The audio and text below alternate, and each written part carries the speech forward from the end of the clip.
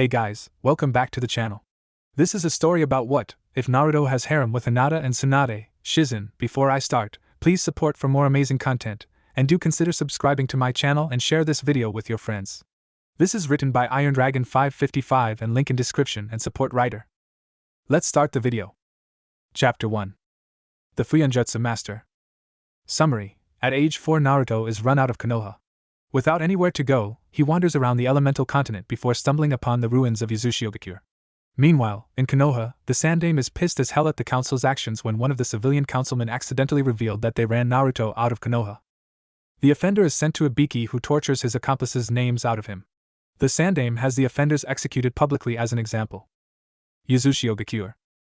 Naruto accidentally opened an underground vault when he pressed his cut palm on a stone with a swirl. The young boy jumped when a doorway opened in front of him. Deciding that it would be better shelter than what he was already getting, he ventured into the vault. He came upon another swirl and touched his palm on the door again and opened a room that was full of scroll like a library. Out of curiosity, he approaches the first rack of scrolls, unintentionally triggering something else. Suddenly a voice appeared out of nowhere, and it told him that he was the last of the Uzumaki, and this was the legacy of the Uzumaki clans. With tears in his eyes and happy he found remnants of family even if they are gone, he pulls out the leftmost scroll on the lowest shelf and begins to read. The Sandaime had taught him to at least read because the matron of the orphanage told him he wasn't allowed to learn. Clearing his mind, he opened the scroll, he began to read. Surprisingly, the material is easy to understand and he is drawn in by the contents. An hour later, he has finished around 10 of the 30 scrolls on the lowest shelf of the scroll rack. So chakra is what is molded and used in jutsu. This is used in the ink that makes Fuinjutsu active. He found out that the bunker, so to speak, was self-sufficient. A bed and an adjacent full bathroom were connected to the main room, while a room that was an underground garden that had seals all around for transferring sunlight for the plants to grow to bringing water to the plants. He spent an hour eating a variety of fruits and vegetables in the garden before heading back the library/main room to study some more with renewed vigor. He had found a scroll that explained the main hand seals that were used in jutsu, and he found a pair of gloves sealed in the scroll. After putting them on, the scroll explained that the gloves had seals on them that would track his progress. He slowly made each seal in the scroll and memorized them. Apparently the gloves would glow white after a successful cycle of the hand seals. Each time Naruto had a limited time to do it before they reset.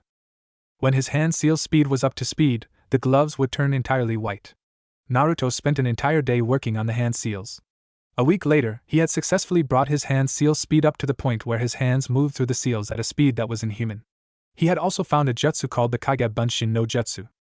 He had quickly mastered it since it only had one seal. Time skip, 6 months. Several months had passed, and he had mastered several things. He had successfully mastered writing, drawing basic seals, and the Kage Bunshin. Apparently when a jutsu was mastered, no hand seals were required. He had gone from a dozen of clones to a small platoon of 500 to 600 clones. He had learned that the clones had given him information on their dispersal. He used that to his advance and read 1 to 10 racks of racks. He had found several taijutsu had determined a combination of the styles into one would better benefit him. He had not mastered the new style he created, but with the clones who worked on it every morning, he neared mastery of the style. He had created a routine that used his clones to learn various jutsu, his new taijutsu, several ninjutsu, and genjutsu. He had added several jutsu to his repertoire of various types. He had mastered several C-rank elemental jutsu from all 5 elements. His ability to use all 5 types of elements was probably due a family trait he had determined. His clones had sparred with him every morning and improved his reflexes and reaction times. He also had created a training exercise that trained his eyes to pick up the smallest movement. He had ventured to the surface and had practiced the training exercise in the forest that surrounded the ruins. He had avoided the attacks of various animals successfully. Naruto sighed happily as he went to bed and thought about his accomplishments. 4 years later. Naruto was now 8.5 years old, but in a small time period had finished every scroll in the room. His Fuinjutsu was flawless, as was his taijutsu, ninjutsu, genjutsu, and kenjutsu. He had picked up kenjutsu when he found a scroll on the art. He had found a room of weapons which he sealed into a scroll. He had learned to use every weapon with the help of shadow clones, but he had chosen a pair of custom-made hand scythes. The shaft of the weapons measured a foot in length. The blades extended from the shaft to about 6 inches before curving sharply and going back to the shaft. The top of the shaft had a spear point. He had found that he could connect the weapons end to end, and it turned into a 4-foot weapon. He spent his time mastering this weapon in its 2 modes. He decided to make a few companions using Fuinjutsu. He had sent his clones out to find scrap metal which littered the ruins on the surface. He had used the scrap and a multitude of seals to create mechanical creatures that resembled a dragon, a scorpion, and a crab. These hulking machines could be ridden as they moved on their own with Naruto's assistance. They had their own chakra systems, a chakra absorption seal that siphoned chakra from jutsu used against it, repair seals, and reconstruction seals that helped itself put itself back together if it were obliterated. Naruto looked at the place he called home for almost 5 years before sealing at the scrolls, the weapon scroll, his creations, and his notes, for several jutsu he had created or were working on into seals built into a belt he had engraved seals into. He slapped down a seal that would let him return once a similar seal was put down somewhere else. He dressed in a fresh pair of clothing which he had found years ago with several other outfits. He looked at the bunker again before headed towards Konoha. In Konoha, the Sandaime sighed again. Today was the anniversary of the day Naruto was run out of Konoha. Since the people responsible were executed as an example, no one dared celebrate openly, in fear of being sent to Ibiki. He looked over more paperwork before glancing at a picture of the fourth Hokage. Minato, I'm sorry for failing you and Kushina, he said to no one. He stamped another paper before he decided it was time for a distraction. Damn you Jiraiya and your wonderful books, he whispered as he pulled out an orange book. At the gates, the gate guards, Kamizuki Izumo and Kotetsu Higane, sighed as they stood there again. I'm so bored, droned Higane as his partner rolled his eyes. You say that every 2 minutes. You could take the Jounin exams and be on missions that aren't boring, said Izumo. You know I'm too lazy to do that. Plus, gate guard is a job that requires no effort, said Higane, grinning. Izumo turned away, mumbling about lazy Chunins. Higane poked his partner and pointed to the horizon, and both their eyes almost popped out of their sockets. It was a young boy wearing an Yuzu forehead protector with a red and black outfit that had the kanji for Seal Master on the torso. His belt looked like it held a multitude of riches. As the boy reached Izumo and Higane, they saw he wore his head long. Some of his hair spilled over the hideate and covered both of his eyes. This is Konoha, correct? Asked the boy, not once looking up. Yes, said the stunned pair. Could you take me to see the Hokage? I haven't been here for a while, so things may have changed. The two Chunin nodded numbly and escorted the young boy to the Hokage tower where the Sandaime sat reading his smut. Hokage-sama, a young boy with an Yuzu hideate is asking to see you, said the secretary. Let him in. The Sandaime sat up at the mention of an Yuzu headband and hid his smut. How can I help you? He asked when the young boy was seated in front of him. Gigi, I'm hurt. I remembered you and you forgot me? I'm so sad, said the boy as the Sandaime's eyes widened at the affectionate name. Only one person called me that except my grandson. Naruto? He asked hopefully. Naruto Uzumaki, the prince of Yuzushiogakure at your service, said Naruto, grinning as he pushed the hair out of his eyes and looked at the stunned Hokage. Did you say the prince? Asked the Hokage. I am the last of the Uzumaki clan, am I not? I found an underground bunker there in which I lived in and mastered all of its secrets. Begin from the top, said Sarutobi. Naruto started the tale and told him of what had happened for the 4.5 years he had disappeared. The Hokage paled and called in Guy, Kakashi, Kurenai, and Yugao to his office. I need you four to test this boy's abilities in your specialized fields and give me a report of his skills, said the Sandaime. The four looked at the boy and their eyes widened upon sight of the Yuzu headband. Naruto Uzumaki, at your service, said Naruto. On a random training ground, Naruto, the Hokage and the 4 Jounin, well, Yugao is a Jounin when not in A and B uniform, stood, ready to begin. Yugao, Kakashi, Kurenai, Guy, you all will all test his skills one at a time, said the Hokage before Naruto held up his hand. I would like all of them to fight me as a team. Don't worry, I'll even the odds, said Naruto. The 4 Jounin began to argue but stopped to gape in awe when Naruto unsealed 3 hulking metal mechanical beasts. These are my creations powered by seals and sentient beasts that act on their own until they are immobilized by seals or told to stop by me. Good enough? Asked Naruto. The 4 Jounin nodded and got into their stances. Naruto unsealed his weapon of choice and attached them together at the ends before resting one end on the ground and motioned for the Jounin to attack him. Guy charged in first, closely followed by the other Jounin. Naruto quickly secured his bladed staff to his back and fought Guy. Kurenai tried to cast a genjutsu on Naruto to distract him but found herself in a multi-layer genjutsu to her horror. Guy began to unseal the gates as Naruto began to gain an edge.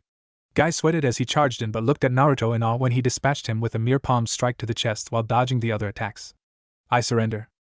Naruto-kun's flames of youth are greater than mine, shouted Guy as he stood by the Hokage. Kurenai had freed herself and Kakashi closed the gap between himself and Naruto as he used a small jutsu to try and pull Naruto into the earth, but the dragon beast had blocked his path. The remaining 3 dodged the mechanical beasts while trying to get close. Naruto grinned as he announced the name of his jutsu before he blasted it toward Kakashi. The Cyclopean Jounin's visible eye widened as he recognized the jutsu. Wind Dragon Jutsu, he whispered as he dodged the jutsu. He pulled up his hideate that hit a Sharingan before engaging Naruto again. Raiton, lightning pulse! Cried Kakashi, trying to shock Naruto. Naruto grinned as he stood still as the jutsu him. The three remaining Jounin looked in shock, awe, and a bit of terror as the jutsu collided with Naruto and disappeared. I am not a seal's master for nothing. I have created a seal that absorbs all types of elemental jutsu. Futon, earth-rending wind blades, said Naruto.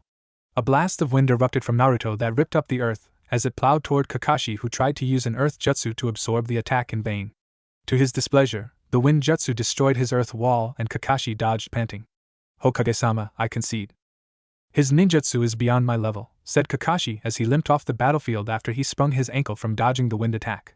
Kurenai and Yugao tried to double-team Naruto, with Kurenai casting a genjutsu over him and Yugao attacking, but they were stunned to find the Naruto in front of them was a clone.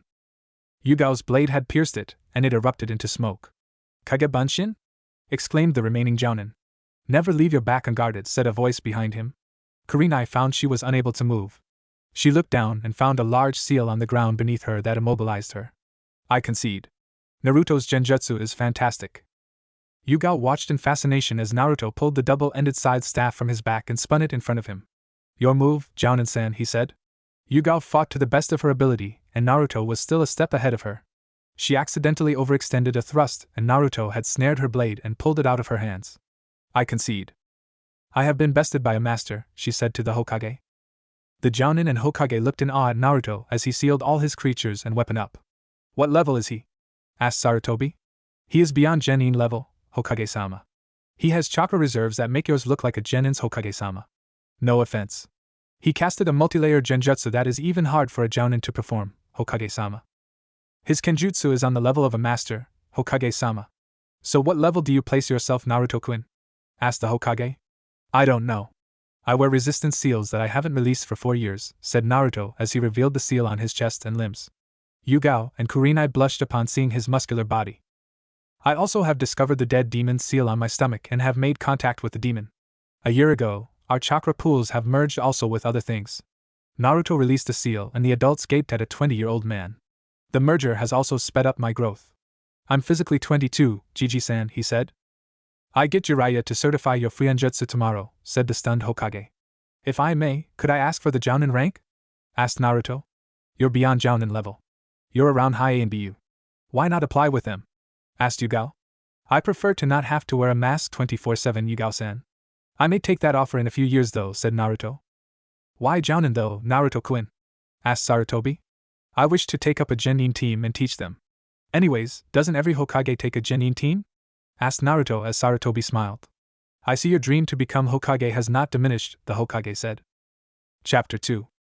The next day, Naruto was presented with a Jounin vest and a Konoha hideate. Naruto used the Yuzu one as a belt and tied the Konoha one around his forehead. Naruto was given the mission to find and bring Jiraiya to Konoha to certify his Fuionjutsu. Naruto was given a list of places of where he was usually at. Naruto scanned the list, shaking his head. Jiraiya of the Sannin? More like Arrow Sannin. I think I will call him that from here forth, haha, thought Naruto. He found Jiraiya in Hot Spring Country, spying on the fairer gender from a tree with a telescope, while he quickly scribbled down notes and sketches for who knows what. Smirking, he crept up behind Jiraiya, who was too concentrated on peeping to notice the looming threat behind him. Hey Yaro Sannin! Shouted Naruto, scaring Jiraiya off his branch and into the women's side of the bath. Naruto laughed as he heard the Toad Sannin plead for his life as women approached him with various pointy objects they produced from thin air. The sounds of metal meeting flesh, girly screams, and the general cry of beat the pervert was in the air. The Sannin was flung outside the fence and landed at Naruto's feet. He stood up as if the beating had never occurred and brushed off the dirt on his clothes before turning to face Naruto. Kid, what was that for? I had a good view and you had to spoil it, said Jiraiya whining. Naruto decided to play innocent and asked him what his name was. I am the great Gamma Sannin Jiraiya, said Jiraiya, hopping left and right on one foot. For a Sannin, you are the lamest person I've ever met, Arrow Sannin, he said flatly, causing Jiraiya to fall over. For your information, boy, I am the writer of the best book ever, said Jiraiya, showing Naruto the Ika Ika book in his pocket. Ah, Kakashi-san writes that smut you write. Let me tell you, Arrow Sannin, I consider that book to be trash. I could write something better, said Naruto. You are not even a Genin yet, are you? Asked Jiraiya. I forgot to introduce myself. I am Naruto Uzumaki, Prince of Uzushiogakur and a level 10 seals master. I came to ask you to check my seal work and bring you back to Konoha, said Naruto. You a seals master? Kid Naruto.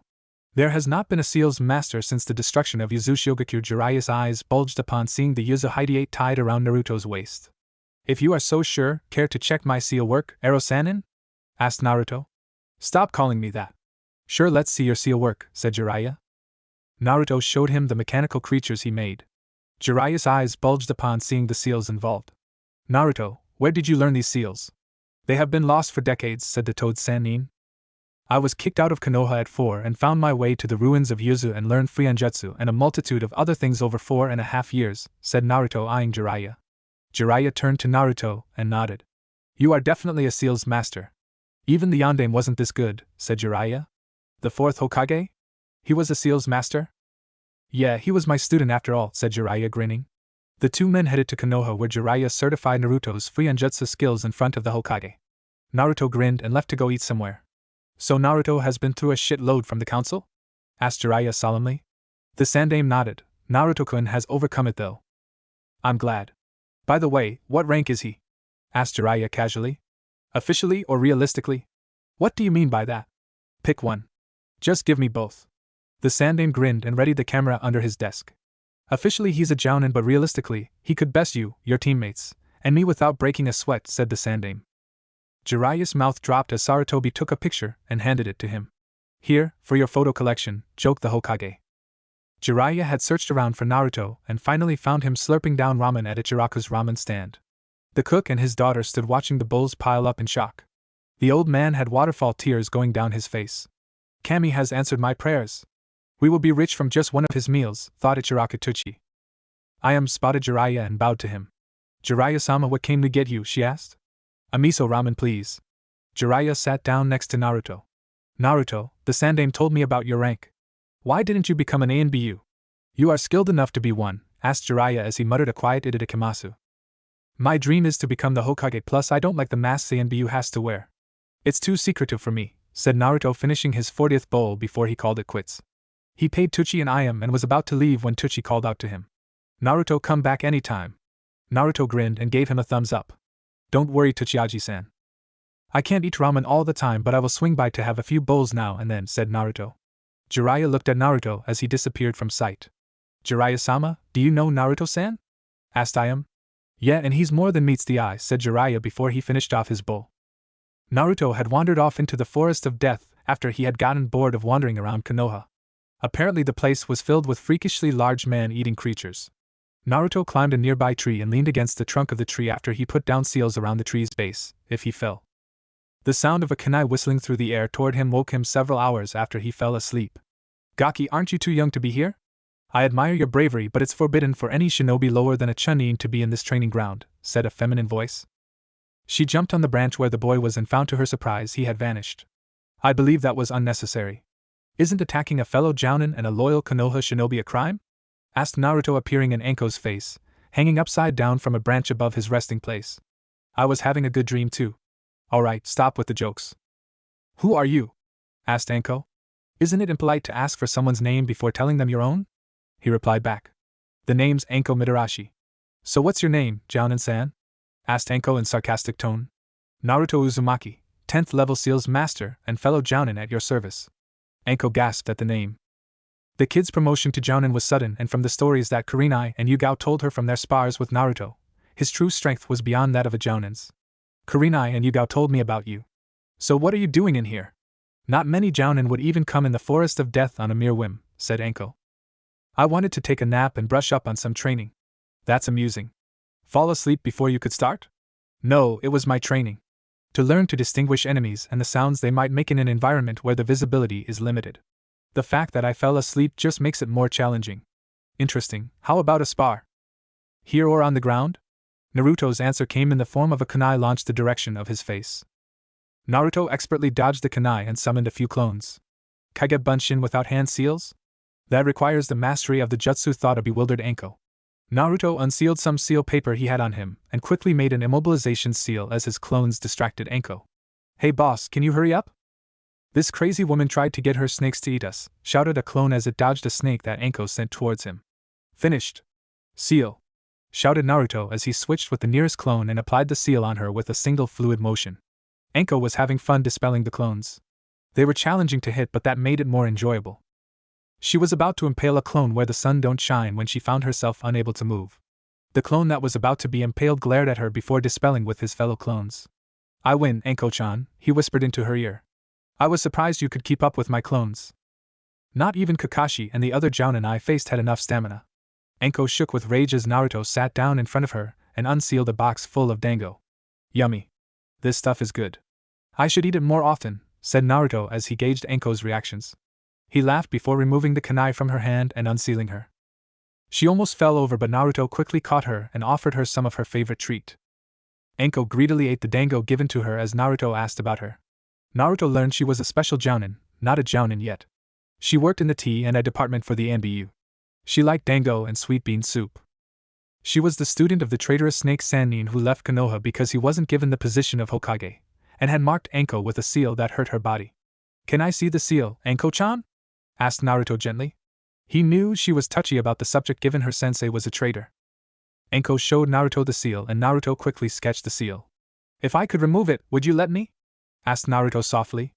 Enko perked up as she grabbed Naruto by the shoulders and shook him while asking if he could do that.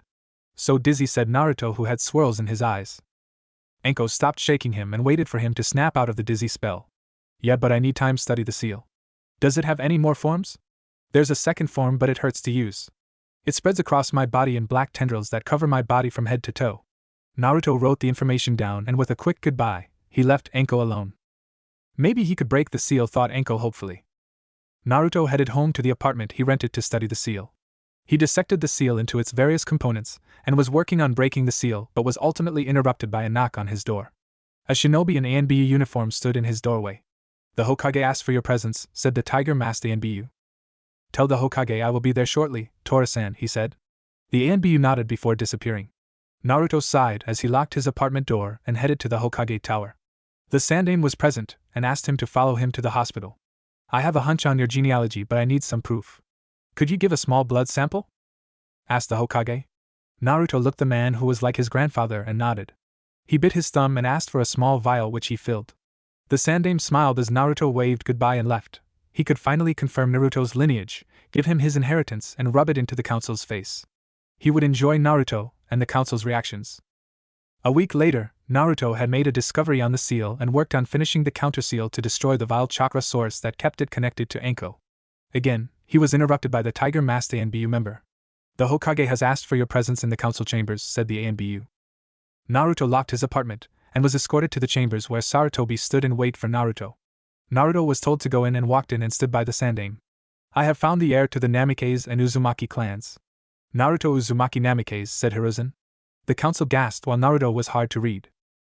"Old man, you knew of my lineage but chose to keep it from me," asked Naruto slowly, the anger in his voice clear. "Your parents asked that it be so until you reached at least Chunin rank, or the age of 16, said the Sandaime, giving Naruto 2 scrolls. Naruto unsealed both scrolls with his blood, knowing to do so after learning about them in his studies. The first scroll contained letters from his parents. "Dear Naruto, this is your dad, Minato Namikaze. I'm truly sorry for the burden I have put on you by sealing the Kyuubi into you as an infant. You have the right to be angry at me, but remember I love you no matter what. I will not be here to guide you, but I am always with you in your heart. I got to go now. Your father, Minato Namikaze, the Yondaime. Dear Naruto-kun. This is your mother, Kushina Uzumaki. I never wanted your life to be like this, but I write this as you are coming from my womb. Breathe, Kushina. I may not make it through, but know that I love you unconditionally, and will always love you even if I am no longer present to hold and comfort my baby boy.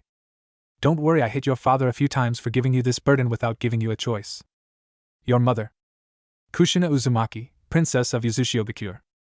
So I was right about being the Prince of Yuzu, whispered Naruto as tears streamed from his covered eyes. The council was shocked at the revelation. The shinobi side were either ashamed of their inaction or actions that caused Naruto to be kicked out of Konoha. Inoichi and Hayashi were the best friends of the Yondaime, and they had taken an oath to protect his only son or daughter. They had failed miserably. The members of the civilian council had either been ashamed or were screaming about how the demon child couldn't be the son of the Yondaime. Their arguments ceased upon seeing the confirmation of his status. The other scroll holds the key to your home and jutsu scrolls from your parents, Naruto. I'm sure they would be proud, said Sarutobi. Naruto hugged his grandfather But the happy mood turned sour when the civilian council tried to marry him off to their daughters. You fools! The CRA can only be implemented by the heir or heiress.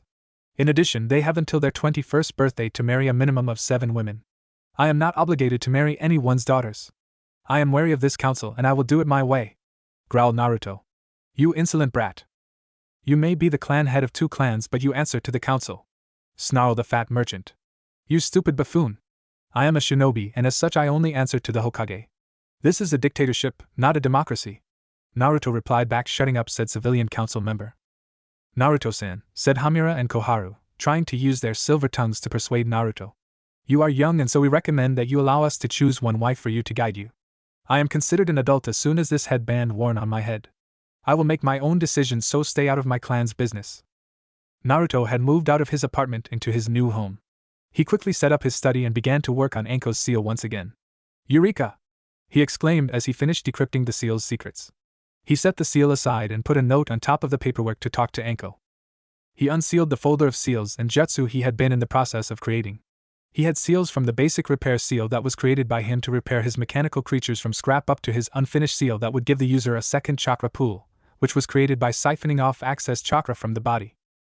Naruto worked late into the night on various projects while he thought of the CRA that he was under. I don't have to worry about that for a while, said Naruto, dismissing the idea. The next morning Naruto went to find Anko and informed her of his discovery. The snake using Jounin smothered him in a hug that almost suffocated him.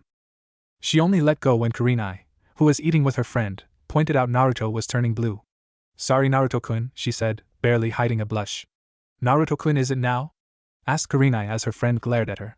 Meet me at the Namake's estate in 2 hours. We'll take that seal off in no time, said Naruto, who miraculously recovered from his near-death experience. 2 hours later, Anko tapped her foot impatiently as she waited for Naruto to show. She jumped as the gates opened and Naruto came through them. You live here? Asked Anko incredulously. Yeah, I'm the Yandame's child it turns out, he said as he motioned for her to follow. The gates closed behind her as she entered the mansion. A picture of a pregnant Kushina and Minato standing next to her adorned the stairwell. Anko hadn't realized until now that Naruto looked just like the Yandame minus the whisker marks. Anko looked around in awe as she was led to a room that had a giant seal drawn on the floor. The seal on the floor prevents anyone to tamper with the unsealing process when it starts, explains Naruto. It's kind of like a barrier of sorts. Naruto asked Anko to undress from waist up as he applied the ink for the seal over her whole upper body. Seal! Shouted Naruto as he pressed his palm against the cursed seal on Anko's neck. The seal he drew glowed blue as it fought the cursed seal's black tendrils. The blue chakra won after half an hour's time. Anko gritted her teeth as the area where the seal was burned as if the seal was lit on fire. The seal gave off a sickly black glow before it faded from her neck. Naruto removed his chakra from the seal and watched it crumble. He helped a shaky Anko redress, with his eyes closed of course. Anko had left the Namake's estate feeling like a new woman. Her only link to Orochimaru was finally gone, and she was grateful. She would find a way to repay on Naruto Uzumaki Namake's. Meanwhile, Mei Terumi was in the Sandame's office asking for some help in the bloodline wars against Yugura, who become a tyrant, and started killing off bloodline users. Sandame called for Naruto, who appeared in his office dressed in Jounin uniform.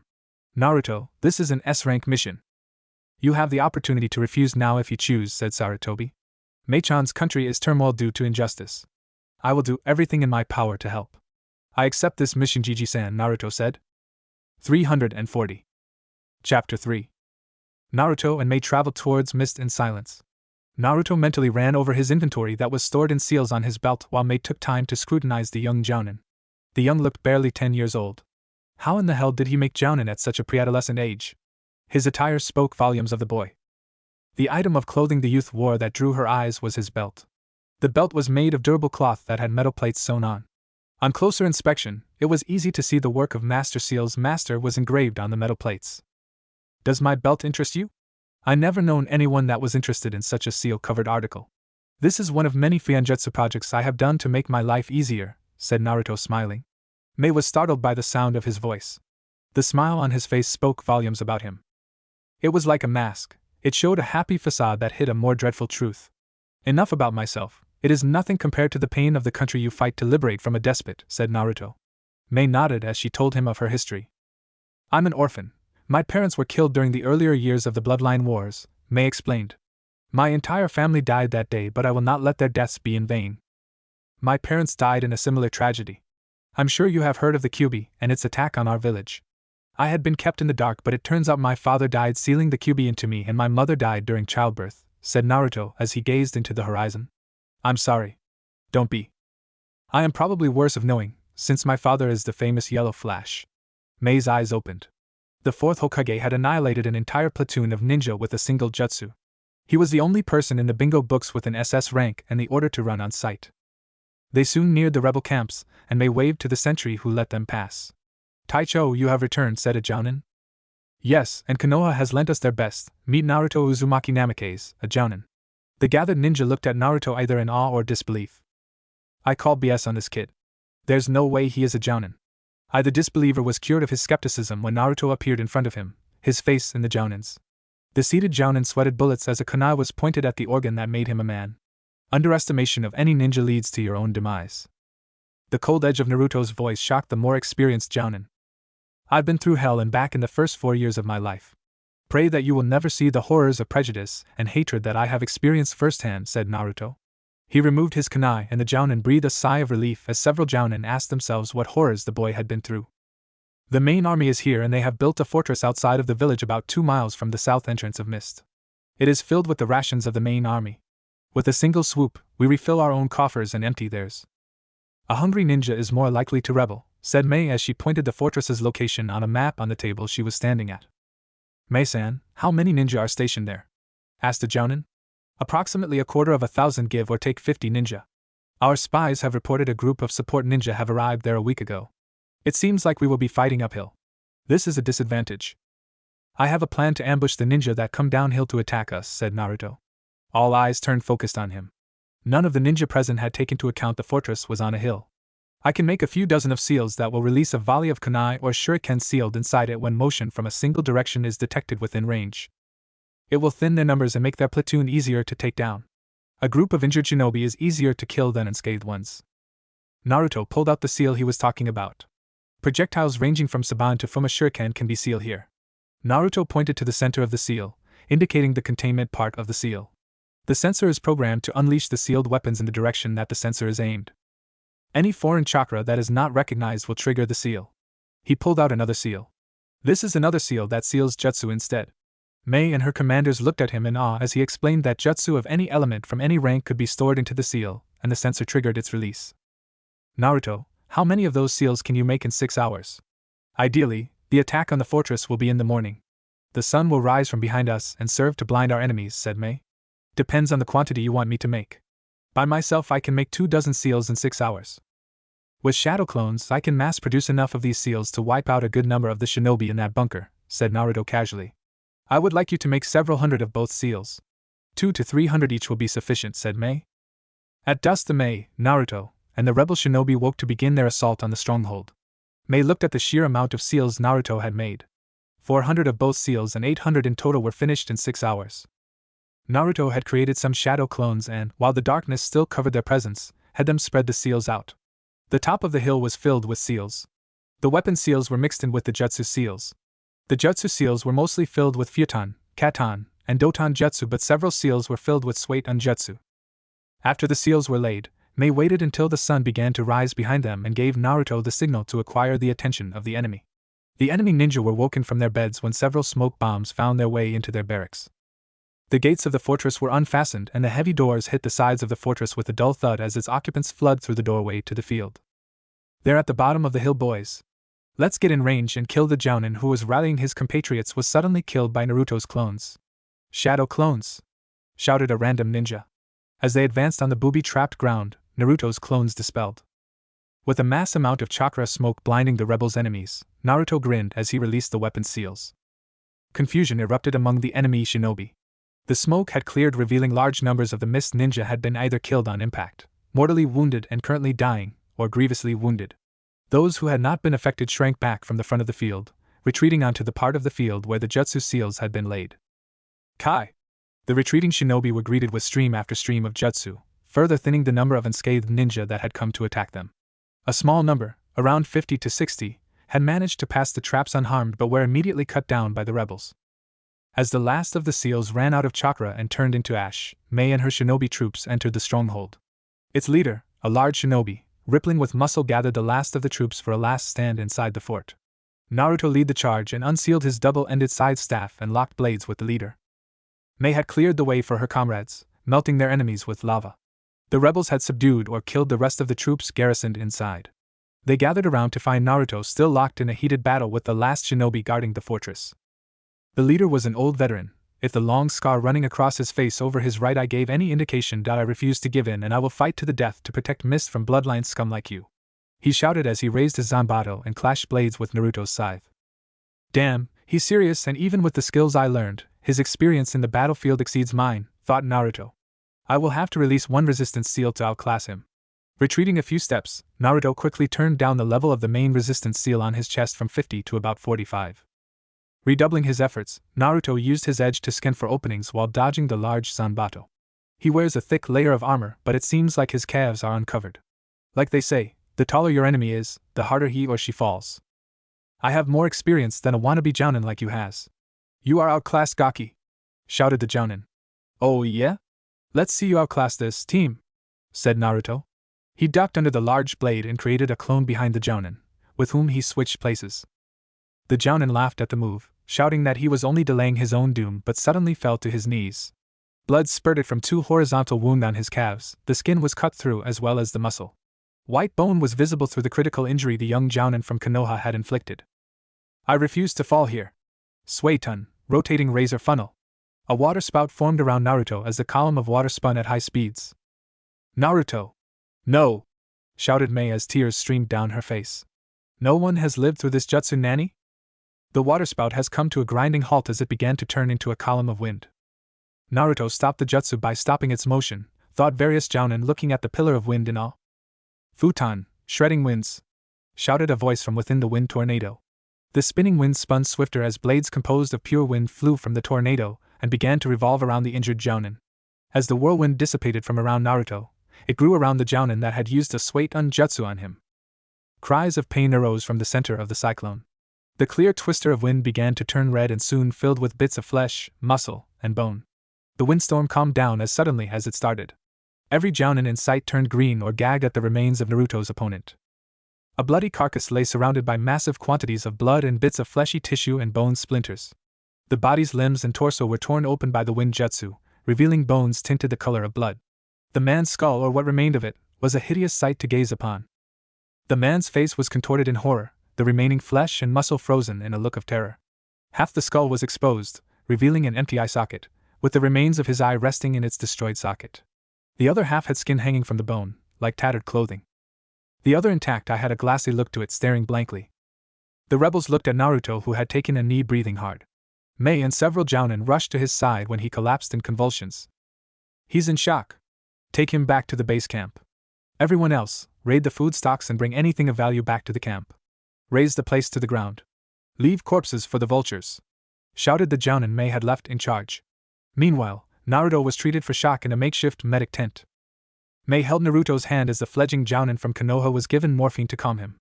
Naruto's convulsions halted and he began to breathe normally. I have given in a dose to keep him asleep. He'll be fine in a few hours, said the medic. Mei nodded as the medic snapped off the latex gloves and exited the tent. Mei smiled at his calm face and pressed her lips to his cheek and left quickly. Get well soon, Naruto-kun. Naruto found himself in his mindscape again. So Naruto decided to visit me, or is this just a fluke? Asked Kyubi as Shi put his head in her lap and caressed his whisker marks. That's right, boys and girls, the Kyubi is a girl. Sorry for not coming more often. I've been busy. I've been working on cracking the seals so we can finally be together, said Naruto. I heard that the council has placed CRA on you, said Kyubi. Are you mad about that? Not really. I just hope the women in your life will tolerate me, don't worry. I love you and that's what counts. Who you are and your past has nothing to do with the fact you are strong, beautiful and independent woman who has needs as well, said Naruto, getting a giggle from Kyubi. I suppose, but don't hurt yourself like you just did. You gave me a scare.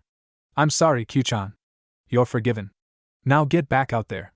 Remember, you will never be a demon. Hi. Naruto awoke in a dark tent.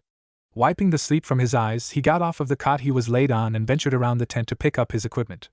After putting on his last article of clothing, he opened the tent flap and went to find Mei.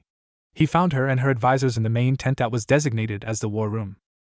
We destroyed 2 more citadels like the last one, and we will have them running back to the city. Then we make our move, said a jounin. Naruto entered the tent and stood in the back, listening to the banter. One of the jounin looked up and saw Naruto in the tent and spoke to him.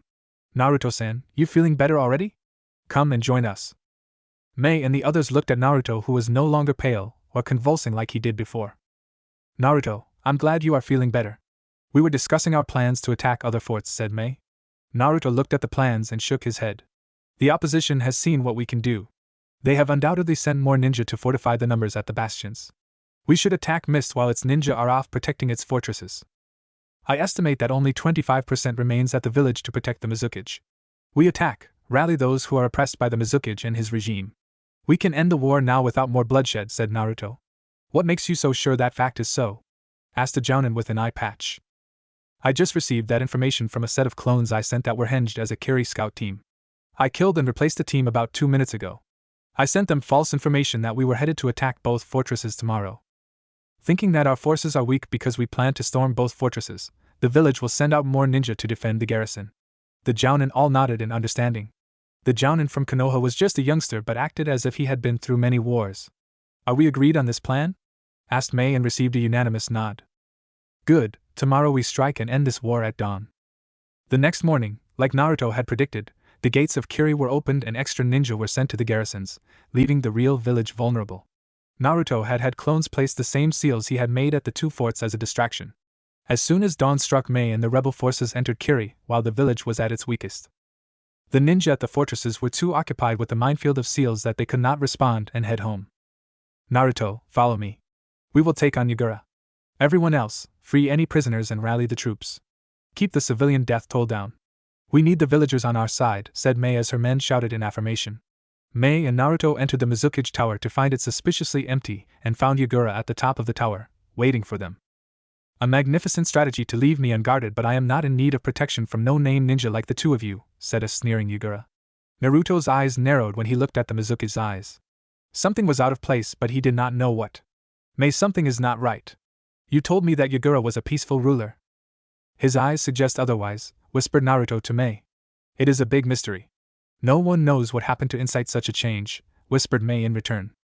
You two have made it this far, but your journey ends here, shouted Yagura as he blasted water jutsu toward his adversaries.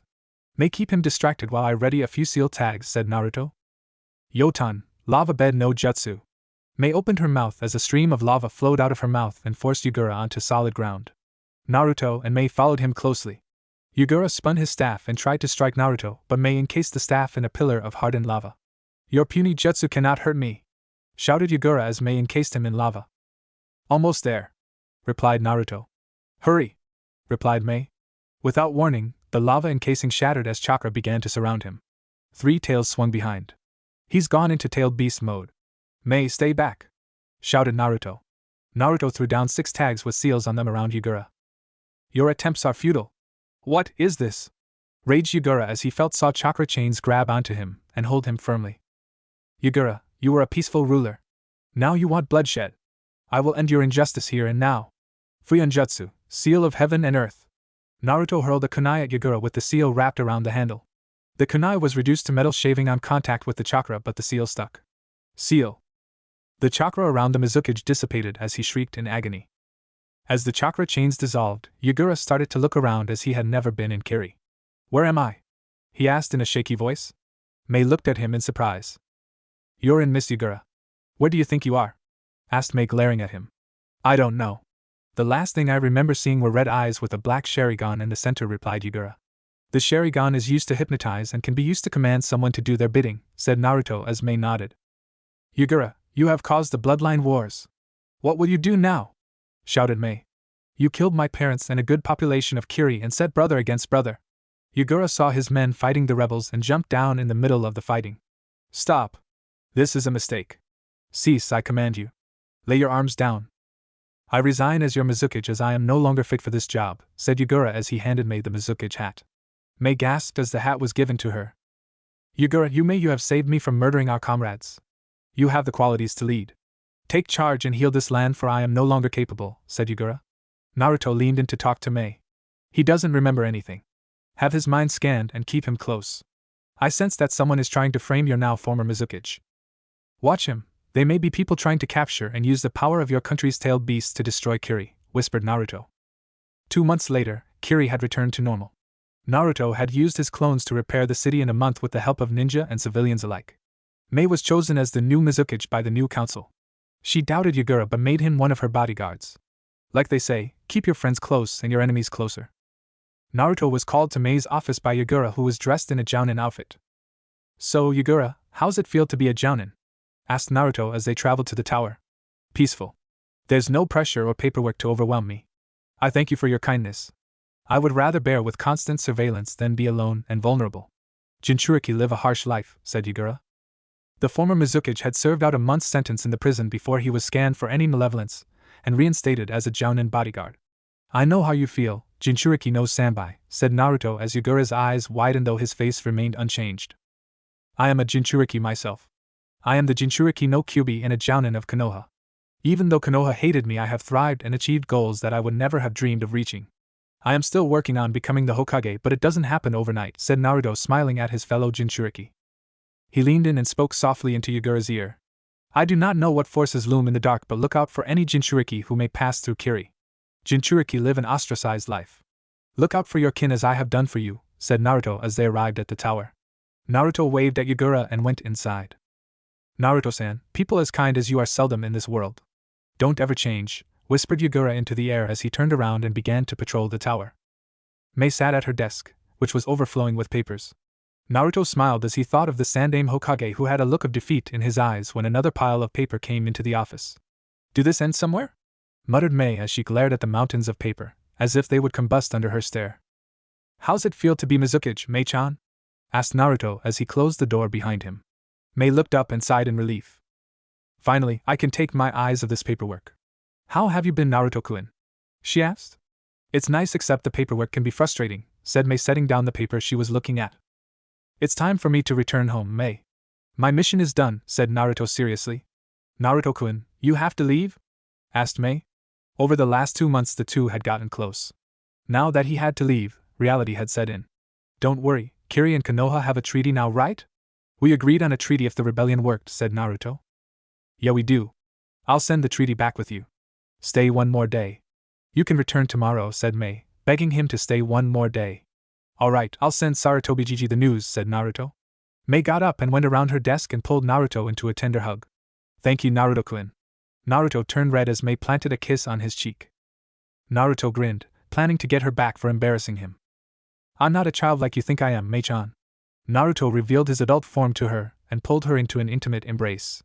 Be careful, you may fall for me, he said, teasing as he let her go. Mei sputtered unintelligible words before turning red and mumbling something about blondes. You know you love me, Mei-chan, said Naruto as he exited the room. I always get the last laugh. With that, Naruto left a flustered Mei, who grabbed the nearest piece of paper, which turned out to be a note from Naruto. Use Kagebunshin. It makes the paperwork go faster. Naruto. Outside of the tower, everyone in range heard their Mizukage face plant on her desk. Mei grinned evilly as she added a stipulation in the treaty. Naruto-kun, you should know women never start a fight. They finish them, she said as she laughed evilly, scaring away her new secretary. Naruto was greeted with bows as he went about Kiri. Stores offered him merchandise for free and girls blushed when he smiled at them. Naruto got into his room and packed, hoping the Naruto Uzumaki Namake's fan club had not caught wind of his departure. He had to hide his face when he went to the hot springs in Kiri because the springs were co-ed. What did I do to deserve this? He said into the ceiling. In Konoha, Sasuke sneezed. His fan club locked in on his location and he ran for his dear life. I'm going to kill whoever made me sneeze just now. The stoic, Uchiha ran from the mob of fangirls as a chibi Sasuke cried anime-style tears. Chapter 4. Naruto had returned to Konoha with the treaty Mei had given him, unaware of the stipulations. Naruto had locked himself inside his estate, bent on cracking the seal that imprisoned the one girl that had loved through all the pain he had gone through. Apparently, the Kyubi was a girl because her first 2 containers were women. She had cried when she saw the pain Naruto had gone through. Naruto and she had gotten close when she had helped him master his affinities, but the Hokage didn't need to know that. Regardless of the fact Sarutobi Hiruzen had given him his inheritance, he had hid the information from Naruto. As such, Naruto decided that he could have secrets as well.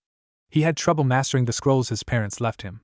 His mother had left him several Suiton jutsu that had originated from Yuzu. He had mastered one and made a Futon variant, but 2 remained.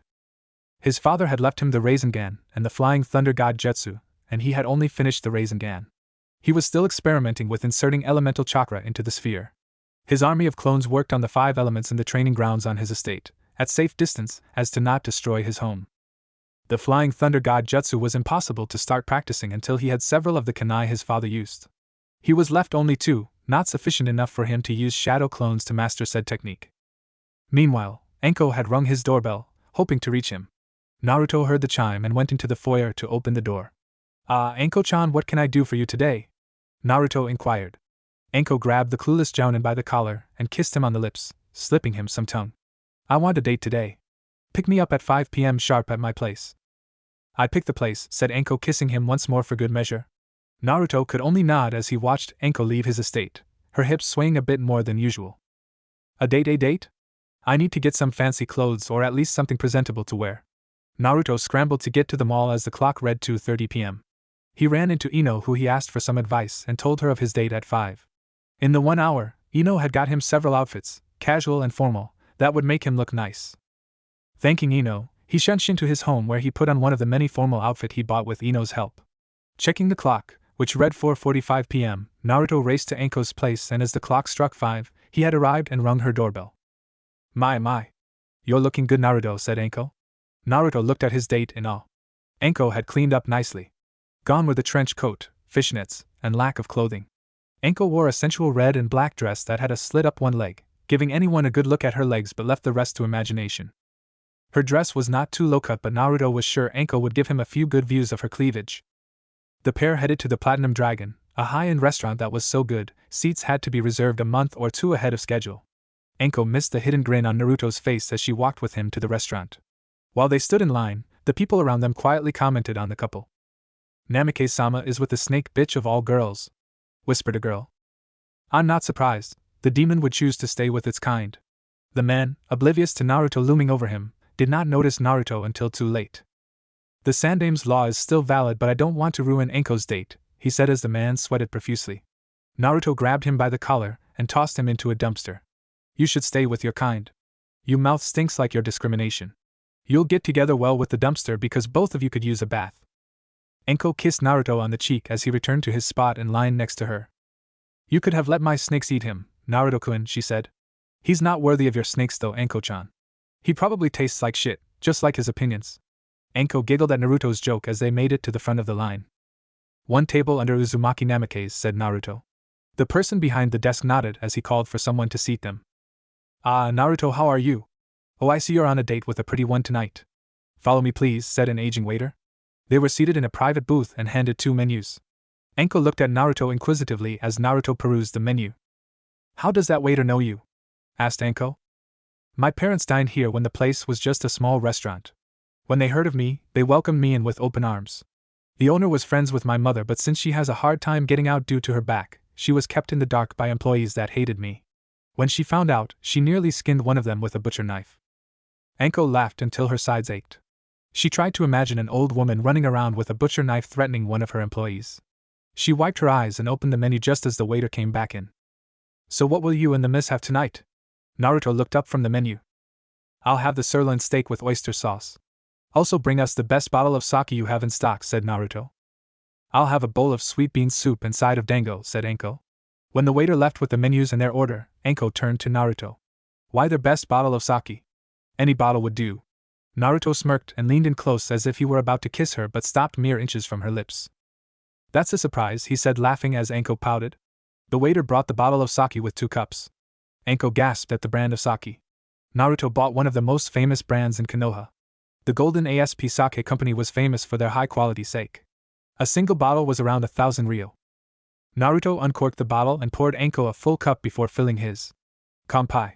The couple downed their cups and savored the sweet, slightly bitter taste. Enko listened to Naruto tell her about some of his travels in Kiri. Some jounin told me I wasn't capable of being a jounin. After he realized that his underestimation could have cost him the organ that designates that he was a male, he shut up. Enko burst out laughing as she banged her hand on the table in amusement. I'm giggles sure he cherished his manhood from that day on, haha. Naruto called for the bill, seeing that Enko was finished. The waiter handed Naruto the bill and he gave the waiter the exact amount before they got up and left. Holy shit, that meal was 250,000 ryo. Well, I guess it is technically a high-end restaurant, thought Anko. Naruto and Anko went for a walk through the park and he took her to the top of the Hokage monument where they watched the sunset. Anko, I want you to know I really enjoyed this date and I hope we can go on another, said Naruto as they walked to her apartment she shared with a friend. Naruto gave her a hug and turned to leave when Anko spun him around and smashed her lips to his before going into her apartment. Naruto stood there stunned before his mind rebooted and he headed home. Inside, Anko looked out of the window as she smiled at no one in particular. I hope so too, she said to no one in particular. Naruto's mind was spinning as he made his way home. So, what was that kiss about, thought Naruto. As he reached the gates of his estate, an ANBU appeared next to him via Shunshin. The Hokage asked for your presence. Naruto nodded and sighed as he walked toward the Hokage tower. The Sandaime was frantically going through pile after pile of work, hoping it would end soon. Naruto stepped into his office and closed the door as Sarutobi looked up from the paper he had in his hands. Naruto, I went through the treaty and I want to make you aware of a stipulation that is required for the treaty to go through. Sarutobi handed him the scroll and pointed at one of the conditions. Provision number 5, there must be a political marriage between Mei Terimi, the Godain Mizukage, and Naruto Uzumaki Namikaze, Jounin of Konoha. No one else will be acceptable. Naruto's eyes widened as he finished reading the scroll. He slumped into his chair and mumbled something incoherent. I told her that I always get the last laugh and she proves me wrong, he said grumbling. And the worst part is she made sure I had to agree. Tell her I agree. We'll do better with Kiri as our ally than as our enemy. Sarutobi nodded in understanding. Naruto, I have an A-rank mission for you. I want you to enter the academy, assume an alternate identity, and attend the Ninja Academy for the next 4 years. The Civilian Council has lowered the quality of our ninja and I want you to attend to find the kinks in the shinobi program. Itachi Uchiha has also alerted me to the Uchiha clan's sudden secretiveness. I want you to also keep a close eye on the Uchiha Patriarch since the heir to the Uchiha clan is his younger son, who is currently attending the academy. Any changes in the Patriarch are to be reported to me. I have given you and Itachi the authority to kill him if he should continue down the path I think he is going down. Naruto nodded as he bowed to Sarutobi before leaving the office. Iruka glanced over the note once more before turning to speak to the class. Class, we have a new student. Please introduce yourself to the class, he said. Naruto wrote his name on the board and turned to face the class. My name is Naruto Uzumaki. I am the same age as most of you. I hope to get along with all of you. Naruto took a seat next to Hinata and smiled in her direction. The poor girl's face turned a bright red and she passed out. Iruka sighed as he pulled out a small bottle of smelling salts and woke the girl. Now class, where were we? Asked Iruka. You were talking about the Nidaime Hokage and his ability to pull water from the air for his Swate Unjutsu, said a pink-haired girl. Thank you, Sakura. The Nidaime Hokage. Naruto nodded off and fell asleep on his desk as Iruka droned on. Iruka turned to face the class after writing down some information on the board to find Naruto asleep, his head resting on the desk. A vein appeared in his forehead as he threw an eraser at Naruto. Naruto caught the eraser in his hand as he continued to sleep. Naruto, I expect you to pay attention, shouted Iruka. You said the Nidaime was the younger brother of the Shodaime, and that he was famous for his Swate Unjutsu. You started to talk about the Sandaime, and how he is called the professor due to his extensive knowledge of jutsu, stated Naruto without lifting his head. Iruka looked at the new student in surprise. He looked like he was sleeping, but in reality, he had heard every word. Okay then. Moving on, the Yondaime was famous for his Flying Thunder God Jutsu. He is also the only person to date in the bingo book to ever been given the SS rank and a flea on sight order. The bell rang and Naruto dragged himself from his desk to his home where he threw himself into his Fuionjutsu projects. Under the name Torina Mizukai, he patented several seals. He had stumbled into the Higatashi's shinobi store by serendipity, and was he glad he did. Not only did they jump on the offer, Naruto and Tenchi, the owner of the store, had decided to split the profits 75 to 25, they had been given the first batch as a present to celebrate their partnership. Tenchi's mouth dropped when Naruto presented him with several variants of the sealing scroll, exploding tag, and restraint seal. This included Naruto's distinctive seals he created, in addition to the jutsu seal and weapon seal he made in Kiri. The more prominent seals he crafted were the restraint-breaking seal that allowed a captured shinobi or kunoichi to free themselves, a sexual assault seal that protected both genders from being sexually abused whether they were incapacitated or restrained, and the chakra pool seal which collected excess chakra from its user and allowed them to tap the pool of chakra when their primary source was depleted. Many of the seals were a godsend for both shinobi and kunoichi alike. He began to work on the dead demon seal, hoping to find a way to crack the seal to release his tenant from the seal without killing both of them in the process. Naruto worked on decrypting the seal and going to the academy posing as a student as well as visiting Mei and Kiri during his breaks. The Hokage had given him Sannin traveling rights, stating that his life needed a female's touch. He had informed Mei of his clan status and the CRA that the council put on him. She had told him that as long as he loved her and all of his wives equally, she wouldn't have a problem with it. Mei and Naruto went on a date in Kiri and spent quality time together before he had to return to Konoha. While he was there, she introduced him to the surviving members of the 7 Swordsmen of Kiri, who had returned after Mei pardoned them and had the hunter ninja looking for them escort any members back to Kiri after giving them a scroll signed by her, pardoning them. So far only one of the 7 swordsmen had returned while another member had remained loyal to Mei. Chojuro had sided with Mei in the Bloodline Wars, while Raiga returned with some persuasion. The other positions were filled with newer shinobi, wielding unique weapons that differed from their original counterparts. Naruto sparred with the 7 swordsmen, picking up various tips on how to improve his kenjutsu style. Most of the swordsmen were astonished upon seeing Naruto's weapon of choice. It was a deadly choice. Its durability, ability to become 2 smaller weapons or 1 big weapon, and unique shape made it hard to combat in battle. Its side blades could carve out chunks of flesh while its spear points made it more difficult for close combat kenjutsu masters to combat. He had to eventually say his goodbyes, but he promised to visit again.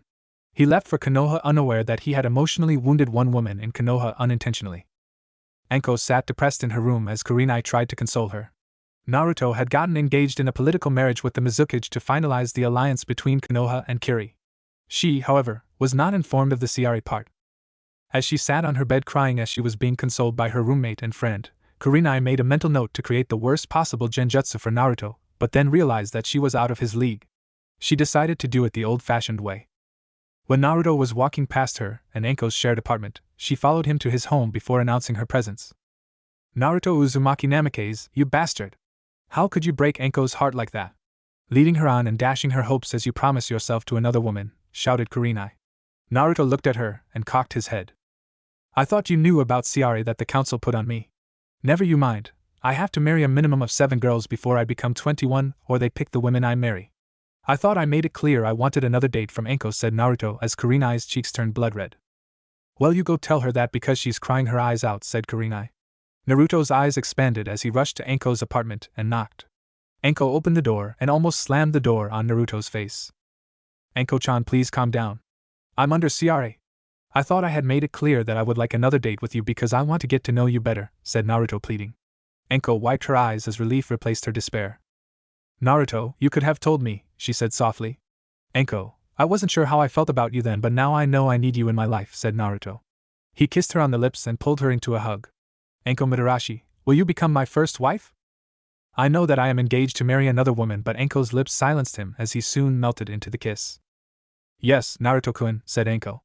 Naruto left her apartment with the biggest smile on his face that continued to appear when he spaced out, freaking out his classmates. Chapter 5. And I apologize for not uploading in a while. Schoolwork has gotten to me. Enjoy this extra long chapter. Naruto was smiling again as he put on his clothes and headed to the academy. Anko and he were keeping their relationship secret due to his assignment. He whistled a cheery tune as he walked to the academy and sat in his seat. Today, something worth to a shinobi or kunoichi under his or her belt was happening today. Class spars were happening. Naruto wondered who he'd be put up against. Some teacher's aide named Mizuki Bakemono assigned to help Iruka teach showed up.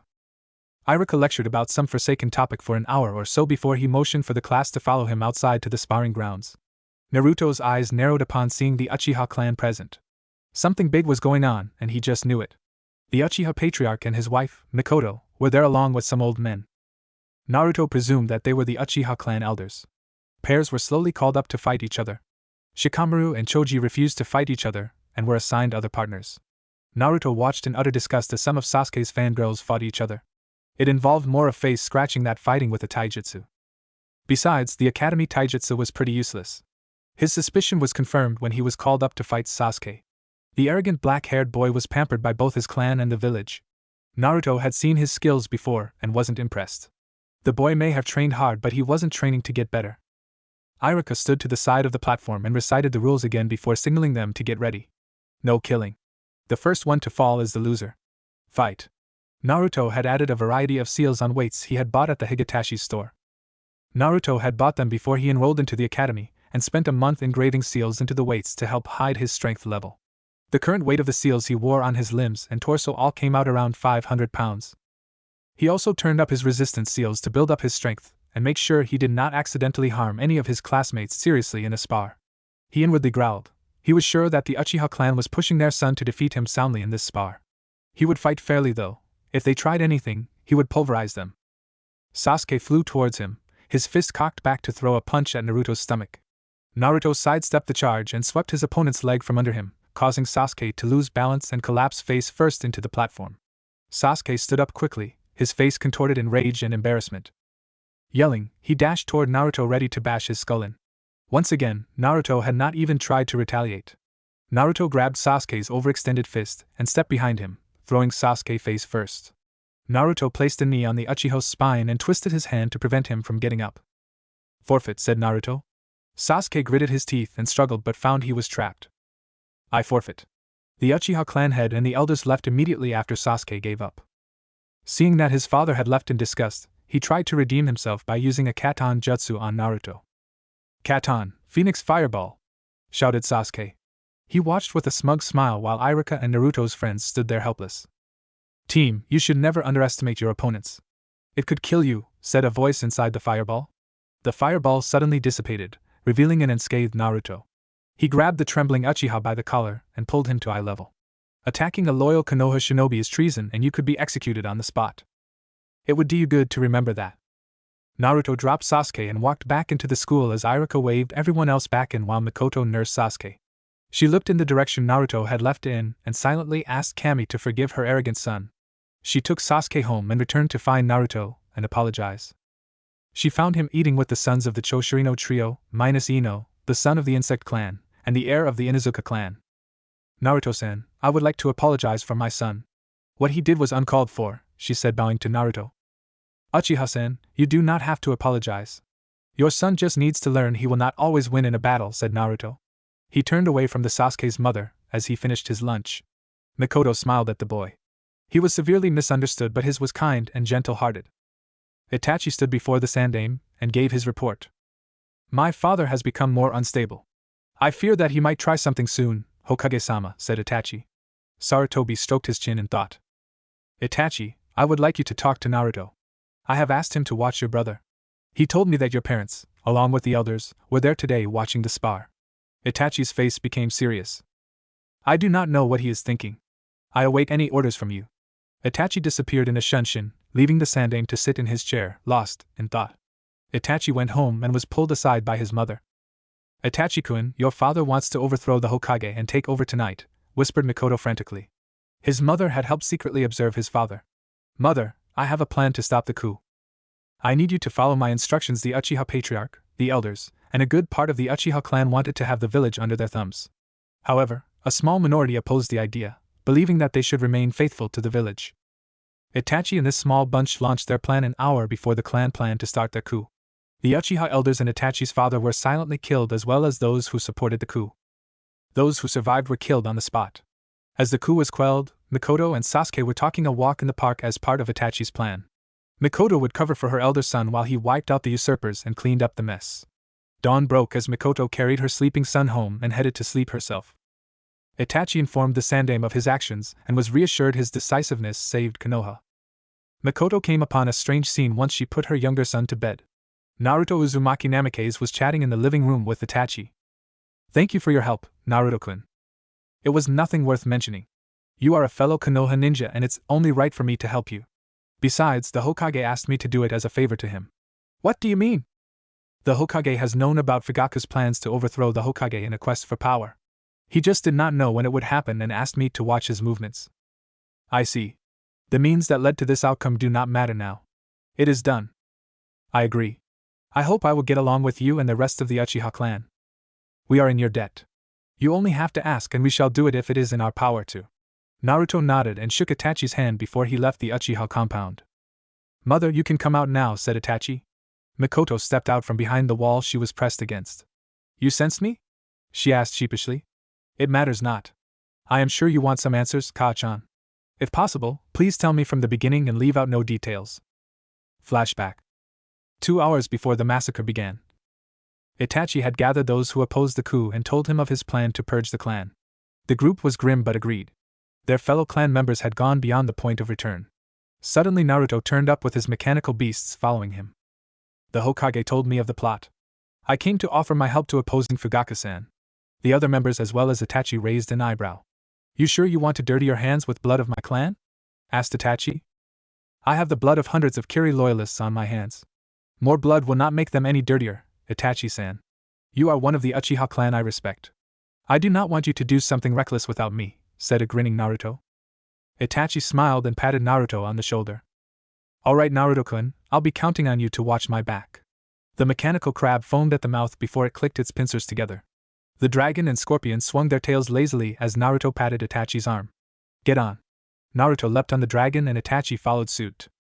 The other members climbed aboard other creations as they sped toward the Uchiha training ground where the traitorous Uchiha were gathered. The dragon roared before a stream of fire blasted the nearest traitors. Naruto unsealed his unique weapon and began to cut down the rebellious Uchiha led by Fugaku. Itachi leapt from the head of the dragon and landed near Fugaku. Father, you have crossed the line. I will protect the Uchiha name from being tainted by your greed, said Itachi as he engaged in a jutsu battle with his father. The crab and scorpion creatures sliced, cut, and crushed their enemies as they kept the riders on their backs safe. An Uchiha blasted Naruto's dragon with a fire jutsu, thinking Naruto had been burnt to a crisp. To his displeasure, Naruto and his creation came from the blaze unharmed. You are a fool. My beasts are covered with chakra-stealing seals. Die, said Naruto. The dragon's wings flapped and created a wind that fueled the stream of flame that erupted from its jaws. The offender and everyone within 10 feet of blast was wiped from the earth's surface. The crab and scorpion stood idle, keeping the turncoat Uchiha from aiding the clan elders who were embroiled in a battle with Naruto. The dragon blasted away any conspirators left from its first rounds. Boy, you would have joined us. Your skills would have been helpful, said the elders. Naruto said nothing in response. Instead, he maneuvered his way around one of the elders' guards and cleaved his body in half. The remaining 3 elders redoubled their strength. Naruto smirked when they tried to activate their Sharingan to predict his movements. TSK, it's not that easy to foresee my movements, said Naruto as he continued to run the elders into the ground. They surrounded him and trying to attack from all sides. The Sharingan cannot foretell movements that it has never seen before, said Naruto grinning as the elders swore. Itachi had told him that Sharingan was not invincible and could not predict the movements of an enemy it had never studied before. Naruto blasted one of the elders away with a wind jutsu while encasing the other 2 in an earth jutsu. Naruto took off toward the elder he had blasted away earlier. The elder slowly got off the ground in time to block Naruto's thrust but was caught off guard when Naruto ducked under his strikes. Naruto had ducked under the man's fists and sliced the man's legs from his body. He leapt away, leaving the elder to die from blood loss and shock. The other 2 elders struggled in their bonds but when Naruto arrived, had broken from their restraints. You have angered the Uchiha clan elders. Prepare to die. Suddenly a giant shadow loomed over both. You have awoken a sleeping dragon. Naruto's mechanical dragon was resting nearby and had come to eliminate the enemy. Prepare to die. The dragon crushed an elder under one of its metal-clawed legs before seizing the other with its serrated jaws. The elder's screams were heard of the battlefield. The smoking bits of the last elder were expelled from the dragon's mouth as it lowered its head to Naruto's level. Naruto laughed quietly before he patted the dragon's head. Good job. A grunt from the direction of Itachi and Fugaku caught Naruto's attention. Itachi had impaled his father on the katana he had received as an ANBU. Naruto sealed up his beasts before making his way to Itachi's position. Itachi wiped his blade clean on a scrap of cloth he tore from a corpse. I'm sorry for your loss, Itachi, but this was the right thing to do. Itachi nodded as he sheathed his sword. Naruto-kun, do you want to have some tea with me? End flashback. Mikoto had sat quietly through the tale. Not once did she cry for the man who she had once called her husband. Their souls are at rest now. Hopefully, they will find redemption in the next life, she said. She turned to face Itachi once more. You said Naruto showed up to help you. So the Sandaime sent him to monitor Fugaku? Yes. What level would you place him at, Tachi-kun? Itachi's face shadowed over as his eyes looked at something distant. Kao-san, the day when Naruto snaps over the edge, whoever threatens his precious people will be wiped from the earth along with their conspirators. His Fuinjutsu makes him irreplaceable. He fought the clan elders and slaughtered them. All the traitors that approached him with blades drawn were reduced to dust by his mechanical beasts. The Sandaime and Jiraiya still don't know how they work, said Itachi. Mikoto's eyes widened as she thought of Naruto. As a child, he must have experienced traumatic events in his life. Naruto was a mysterious child. He had appeared several months ago from thin air. His abilities were too advanced for a student at the academy. Mikoto shook thoughts of Naruto out of her mind as she went to bed. The next morning at the academy, Sasuke came in a little more sullen than usual. The news of the clan slaughter spread like wildfire. The Hokage released the news, stating a group of assassins targeted the Uchiha and wiped out most of them before Itachi and the survivors pushed them back. Sasuke's fan club surrounded him, trying to cheer him up. Surprisingly, to many of the students, Naruto went up to him and talked with him. By the end of the day, Sasuke was smiling. Sasuke remembered the words Naruto said to him as he walked home. Don't dwell in the past. Move forward and forge a new future for you and your clan. Don't stew in vengeance and death. Look forward and conquer your darkness, and strive for life and kindness. Naruto smiled to himself. One Uchiha saved is better than none at all. Makoto tailed Naruto as he left the academy, bent on finding who he really was. Naruto felt a foreign chakra signature behind him and walked around the village to throw off his stalker. He went into an old apartment complex and went into a random room before using the shunshin to get to his compound. Makoto lost him and thought he had hinged himself into something in the apartment complex. She searched high and low, realizing she had been tricked. Naruto sighed in relief as he entered his home and quickly made his way inside. He was now more cautious in leaving, checking his surroundings for people who might follow him. He had developed a teleportation seal in response to his stalker. He had gotten Anko's permission and put it in her apartment. Anko was thrilled because now she and her fiancé could spend more time together without being so cautious. Naruto-kun, said Anko as he materialized from the seal. She pulled him into a tight hug as he hugged her back. The past few months had been crazy. The mission, the Uchiha coup he helped put down, research to free his third fiancé from his seal. He had forgotten Anko during the crazy months. He and Anko cuddled in her apartment, while she listened to his stories about the academy. Anko laughed as he talked about the fangirls that crowded Sasuke and screamed his praise on top of their lungs. Don't you have a fangirl too? That girl Hinata has been seen following you around. Naruto's head dropped as he suppressed a shiver. The girl was nice, but she was pretty creepy also. Don't remind me, he said. Don't worry, I'll protect you from your fan club, said Anko, pressing his face to his chest. Naruto's hair stood up on end. I have a fan club? Anko giggled. You do. Ever since you patented those anti-rape seals, the Kunoichi population has put your alter ego, Torina Mizukai, has been hailed as a hero. And I kind of let it slip. I was seeing their hero. Naruto paled as he visualized himself running from a crowd of smitten Kunoichi screaming his name. Anko watched Naruto overanalyze the situation. She laughed as his face contorted into horror. Relax, Naruto-kun, they don't know who you really are though. Naruto put on a mock-hurt face as he pretended to cry. You are so mean, Anko-chan. I won't tell you about a book I'm writing and you'll just have to wait. Anko perked up when he mentioned the word book. Come on, Naruto-kun. I am sorry. Please tell me about it, begged Anko. Jiraiya had given Naruto a copy of his newest Ika novel when he was in town. Naruto opened the book and handed it back, claiming he could write better. Jiraiya had challenged him to write a novel better than his. If he could not, he would proclaim in public that Jiraiya was the holiest of holy people for writing his smut. Naruto agreed and had been working on the book. His relationship with Anko had given him inspiration for the novel. Anko proofread his chapters and gave him advice. Anko's mouth watered as Naruto smiled in defeat and handed her the newest chapter. The gist of the story was based around a young man with horrendous scars that drove away maidens upon gazing upon him. Despite his unrequited love for a beautiful maiden from a rich family who was hounded by various suitors, he continued to protect her from harm. He killed all those who tried to harm the girl, despite the girl's rejection of his love. Anko cried as she read the new chapter. The young man had remained loyal to the maiden despite her coldness. She had sent her guards to beat him up for her pleasure, and he stood still as the guards beat him to near death and spat on him. She continued to ignore the man until he saved her from an assassin who had been hired by a rival family to kill her to gain her riches. Anko grinned as she gave Naruto her opinion, and watched him jot down her words as he put away the manuscript. He kissed he goodbye as he went home via the seal. 4 years later, Naruto woke up as his alarm rang and grumbled as he silenced it. He put on his clothes, ate a small breakfast, and then headed to take Genin exam. Sasuke smirked at him as he walked through the door. The two had become good friends and rivals. Hey Dobe, you escaped from your fan club already? He joked. Naruto grinned back. At least they don't know who I am. Your fan club follows you everywhere. Naruto smirked inwardly as he prepared to scare his friend. Oh, I think that's them running down the hall now. Sasuke paled as he made a beeline for the bathroom. Naruto sighed. His own fan club had been created upon the introduction of his book to Konoha bookstores. Jiraiya cried waterfall tears when Naruto's books outsold his first 3 volumes of smut. He reluctantly handed over the 20,000 ryo he bet Naruto. Jiraiya had said that he had to publish under his own name. Soon every kunoichi in Konoha had created a Naruto fan club that hounded him when he was in the streets. He took to using a henge to disguise himself as a girl to avoid them. He had been teased by Anko, who had been given the first copy by Naruto as a present.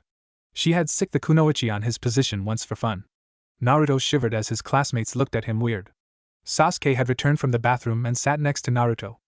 Naruto cleared his mind as Iruka passed out the written exam after explaining the rules. Naruto quickly finished the test and put his head down, waiting for everyone else to finish. Naruto woke up when Iruka yelled for everyone to go to the training grounds. Iruka explained that the accuracy part was made up of throwing shuriken and kunai. When Sasuke was called up, his fangirls screamed his praise. Smirking at his friend/rival and threw the kunai and shuriken hitting dead center, scoring a perfect 10 out of 10 on both. Naruto yawned as he stepped up. He tossed shuriken and kunai so they hit vital parts on the dummy. In a real battle, those wounds were fatal. Iruka was impressed and gave him a perfect score and some bonus points. "Show off," said Sasuke, rolling his eyes. The class was led back into the building. They stopped in the gymnasium to do the practical test. The class was told to graduate they must perform a kamawari, a henge, and the bunshin jutsu.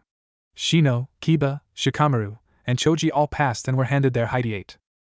Sasuke of course passed with flying colors. Naruto, grinning, decided to be mischievous during the henge and henged into a beautiful nude woman with smoke around her woman parts. Iruka, Mizuki, and a few students were blown back by massive nosebleeds. Iruka quickly recovered and screamed at Naruto for using a stupid henge. Naruto grinned as several clones appeared around him. Sasuke had created 7, but Naruto had trumped him, creating hundreds, filling the room to its capacity. The clones waved and made various faces. Sakura, one of Sasuke's fangirls, poked a clone. "It is solid," said Sakura as Iruka's mouth dropped open along with his assistant. "Kage Bunshin no Jutsu is a kinjutsu. He must have ridiculous amounts of chakra to produce that many." Iruka held out a hideate, but Naruto pulled one from a seal in his belt. No one saw that, but Naruto put a finger up to his mouth, silencing Iruka.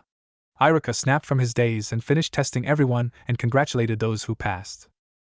"I will see you all back here next week on the same day," said Iruka. Everyone departed as Naruto remained behind.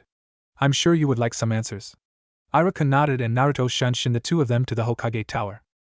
The Sandaime was stamping some more papers when Iruka and Naruto stepped into his office.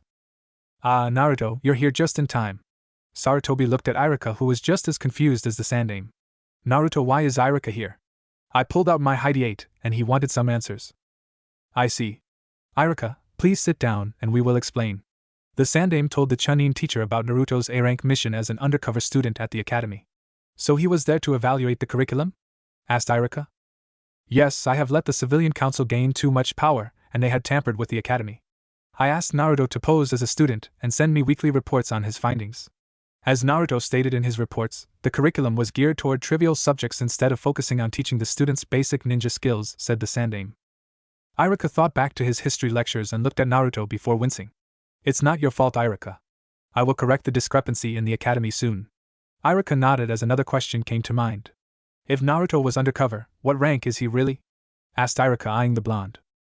"He is a jounin, of course." Iruka's eyes bulged as he turned to look at Naruto. Even Itachi was older than Naruto when he became a jounin. "He was studying outside Konoha with my permission." Naruto beamed and turned to Iruka.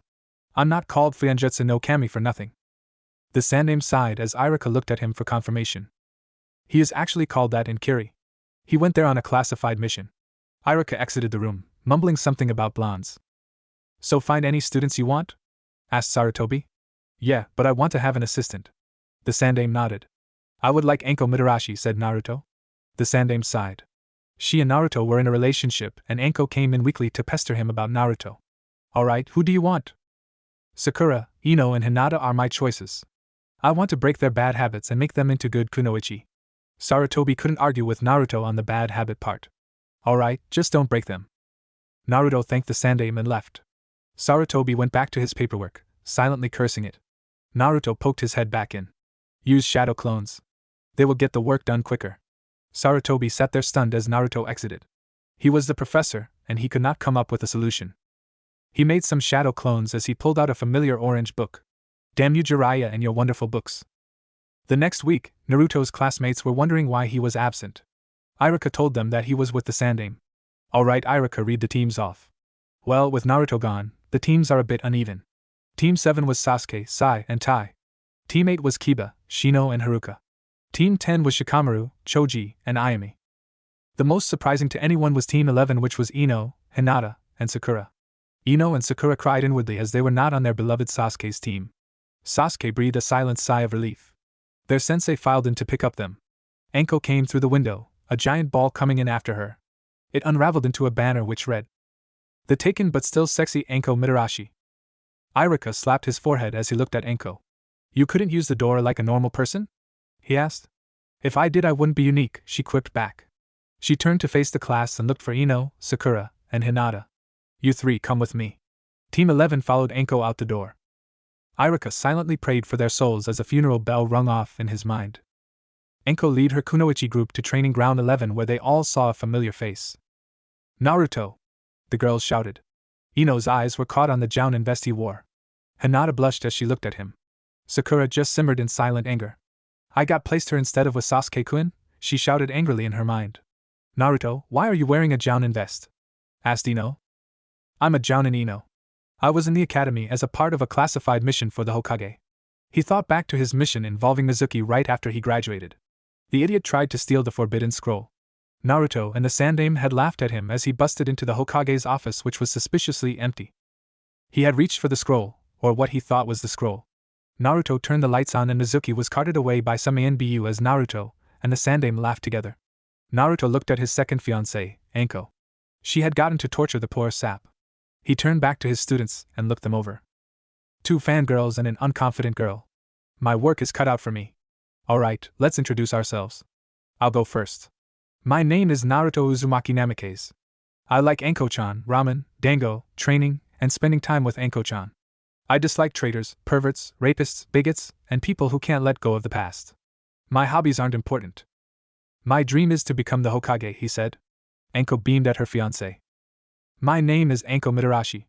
I like Naruto, dango, spending time with him, and working in IT with Ibiki. I dislike perverts, a certain traitorous snake, and not spending time with Naruto.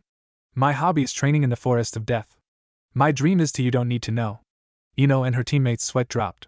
Anko pointed at Ino. My name is Ino Yamanaka. I like Sasuke-kun and flowers. I dislike forehead over here. My hobby is floral arrangement. My dream is become a psychiatrist and lead my clan. Naruto looked at her again. Well, she wasn't as bad as I thought she was. My name is Sakura Haruno. I like Sasuke-kun. I dislike Ino Pig. My hobbies, giggle. My dream, giggle. Anko and Naruto rolled their eyes. This girl is a hardcore fangirl. This will be good. And my N name is H Hinata H Hyuga.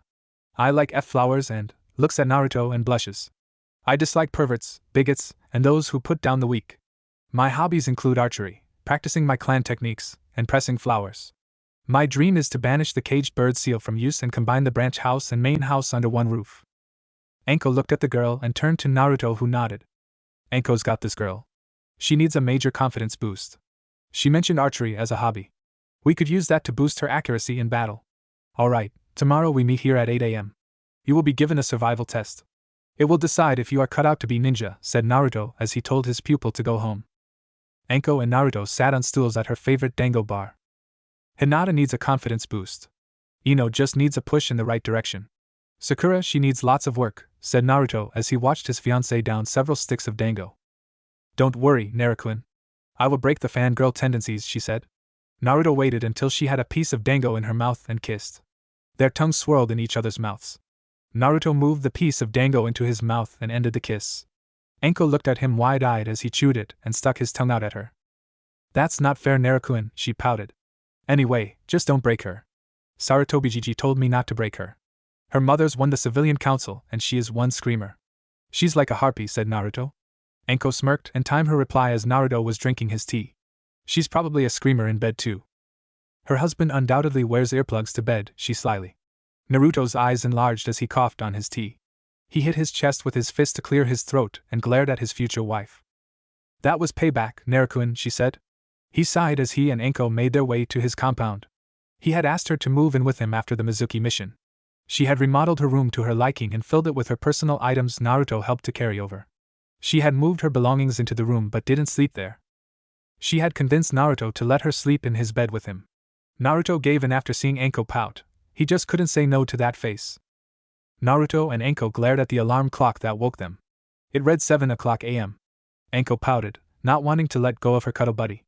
Naruto whispered to her that if she got up, he would make her a nice breakfast the way she liked it. Enko quickly complied and a minute later was happily eating dango that Naruto made with a side of fruits and eggs. She sipped her tea contentedly. Naruto was perhaps the world's greatest cook. She had asked him once, and he told her that he learned to cook while he lived alone in the estate so he wouldn't eat crappy food. Exactly at 8 a.m., she and Naruto arrived at the training ground where his team stood in wait. Okay team, you three must capture these 3 bells from Enko and I before the timer rings at noon. If you wish to succeed, you must come at us with the intent to kill. Begin! Naruto tied 2 bells to his belt and threw the last one to his fiancée who secured it on the sash she wore. Their team's strategy was pitiful, especially because Sakura charged head-on without a plan. Enko shook her head as Naruto dodged every attack with ease. Naruto sighed as he shunned Shin behind her and delivered a chop to her neck, rendering her unconscious. With that, Enko and he disappeared into the foliage of the area. Ino and Hinata came and grabbed their teammate's limp form.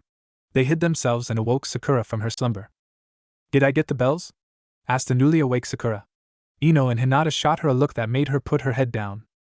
I know, I have an idea. The bells are part of a bigger scheme. If we work together we should be able to get them, said the pale-eyed Hyuga. Ino nodded and looked at Sakura for her answer.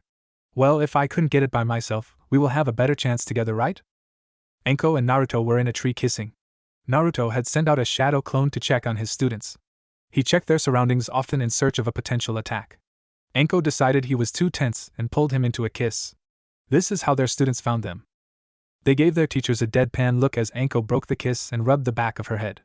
Their students attacked their teachers as a team, focusing on Naruto who had 2 of the bells. Naruto had dodged all of Sakura's attacks but had not expected Hinata to appear behind him. She pressed a palm to his back as Ino pointed a blade to his neck. Hinata removed the bells and handed them to her teammates as the timer rang. They had not gotten the last bell. Enko's face lit up with a mischievous look. Since you did not get all the bells, you technically fail, but since the test was not focused on the bells you all pass, said Enko grinning at Naruto and her confused students. What Enko-chan was trying to say was that you passed by working together. As a team, you are your teammates' lifeline. You protect them and they protect you. There has never been just a one-man team ever before. That's why teamwork is important. Enko took over from that point. While Naruto is glad you all understand the meaning of teamwork, skills are necessary too. Sakura, while your chakra control is good, you lack skills to use it efficiently.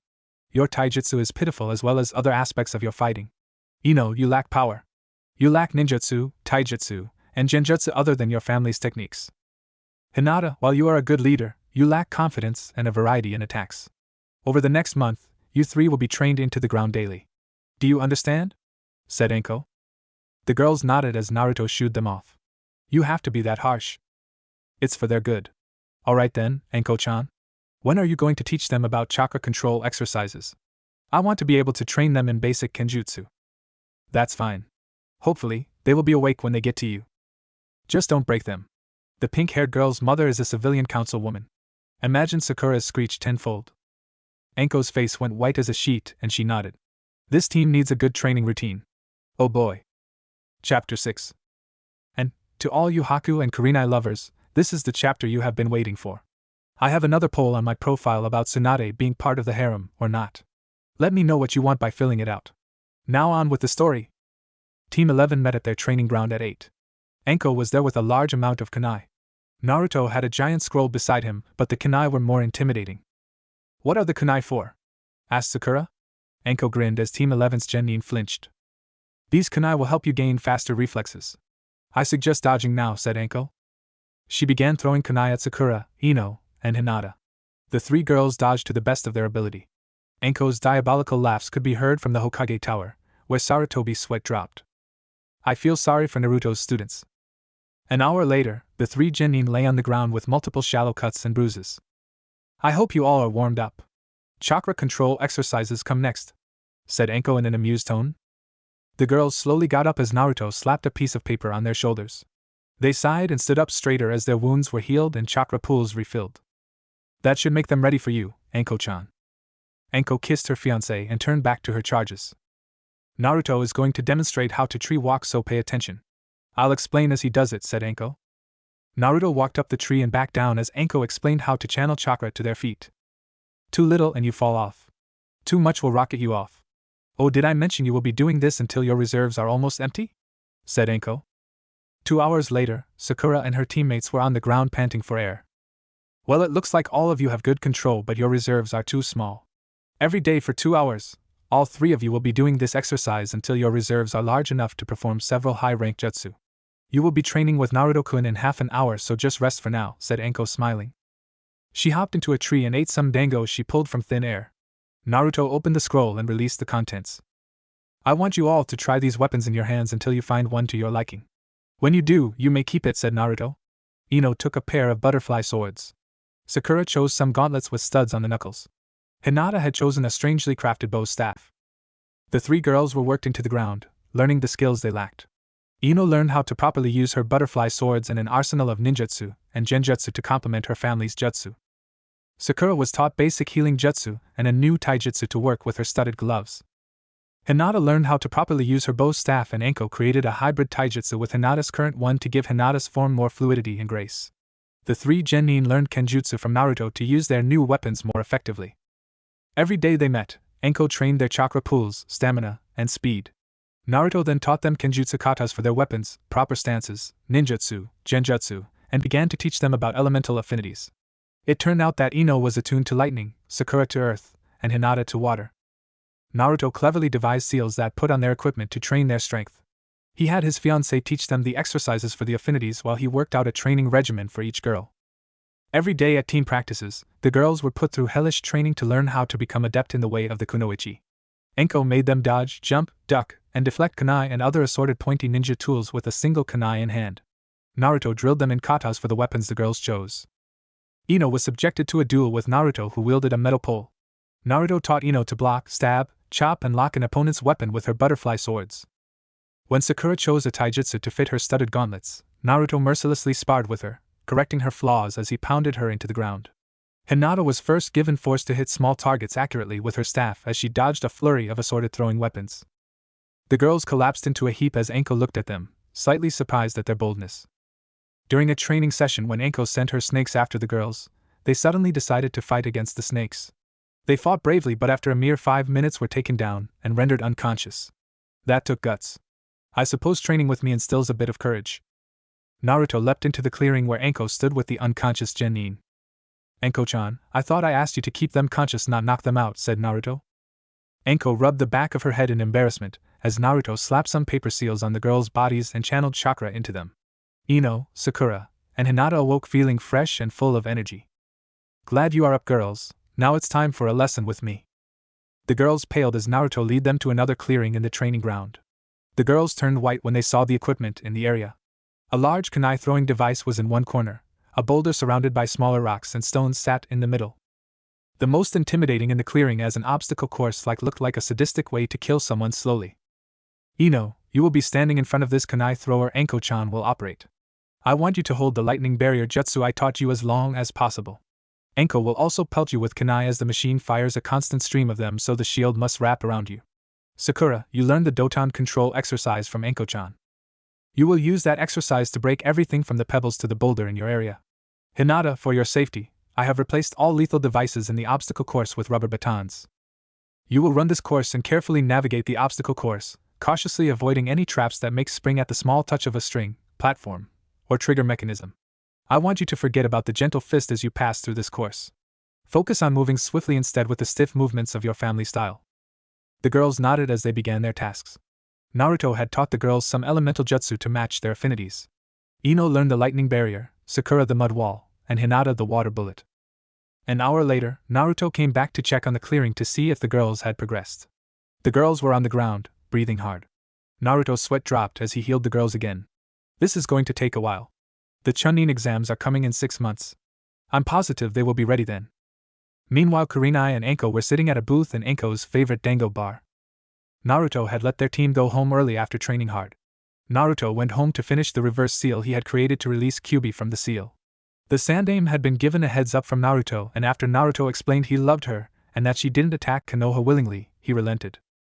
Naruto and Enko had kissed, and Enko headed to the dango bar to chill while Naruto performed to unsealing rites. An hour later, Kyubi lay in Naruto's arms as they slept peacefully. He now had 3 beautiful women in his life but had no idea he was about to get a 4th. Enko was eating dango while comforting Kurenai, who had broken up with Asuma after they had an argument about his smoking habits. Kurenai told him to quit, or she would leave. He chose to continue smoking. Kurenai loved Asuma, but his smoking made being around him so unbearable. I can't believe he chose his smokes, sobbed Kurenai as Anko hugged her friend. Kurenai had drunk several bottles of sake to drown her sorrow and was very drunk. Kurenai, I'm sure you will find the right guy soon. Forget the bastard. Come on, let me take you home, said Anko, pulling out of Kurenai's arms over her shoulders as she threw some ryo on the table to pay for their meal. On the way to Kurenai's apartment, Anko felt Kurenai slump onto her shoulder. Not wanting to let her wake up alone, Anko took her to the Namikaze compound. Naruto and Kyubi had woken up and both raised an eyebrow as Anko half-carried half-dragged the black-haired jounin upstairs to Anko's room. Anko mouthed to Naruto that she would explain later. After tucking her friend in, she went to see her lover. She kissed Kyubi on the cheek before kissing Naruto on the lips. So this is Kyubi.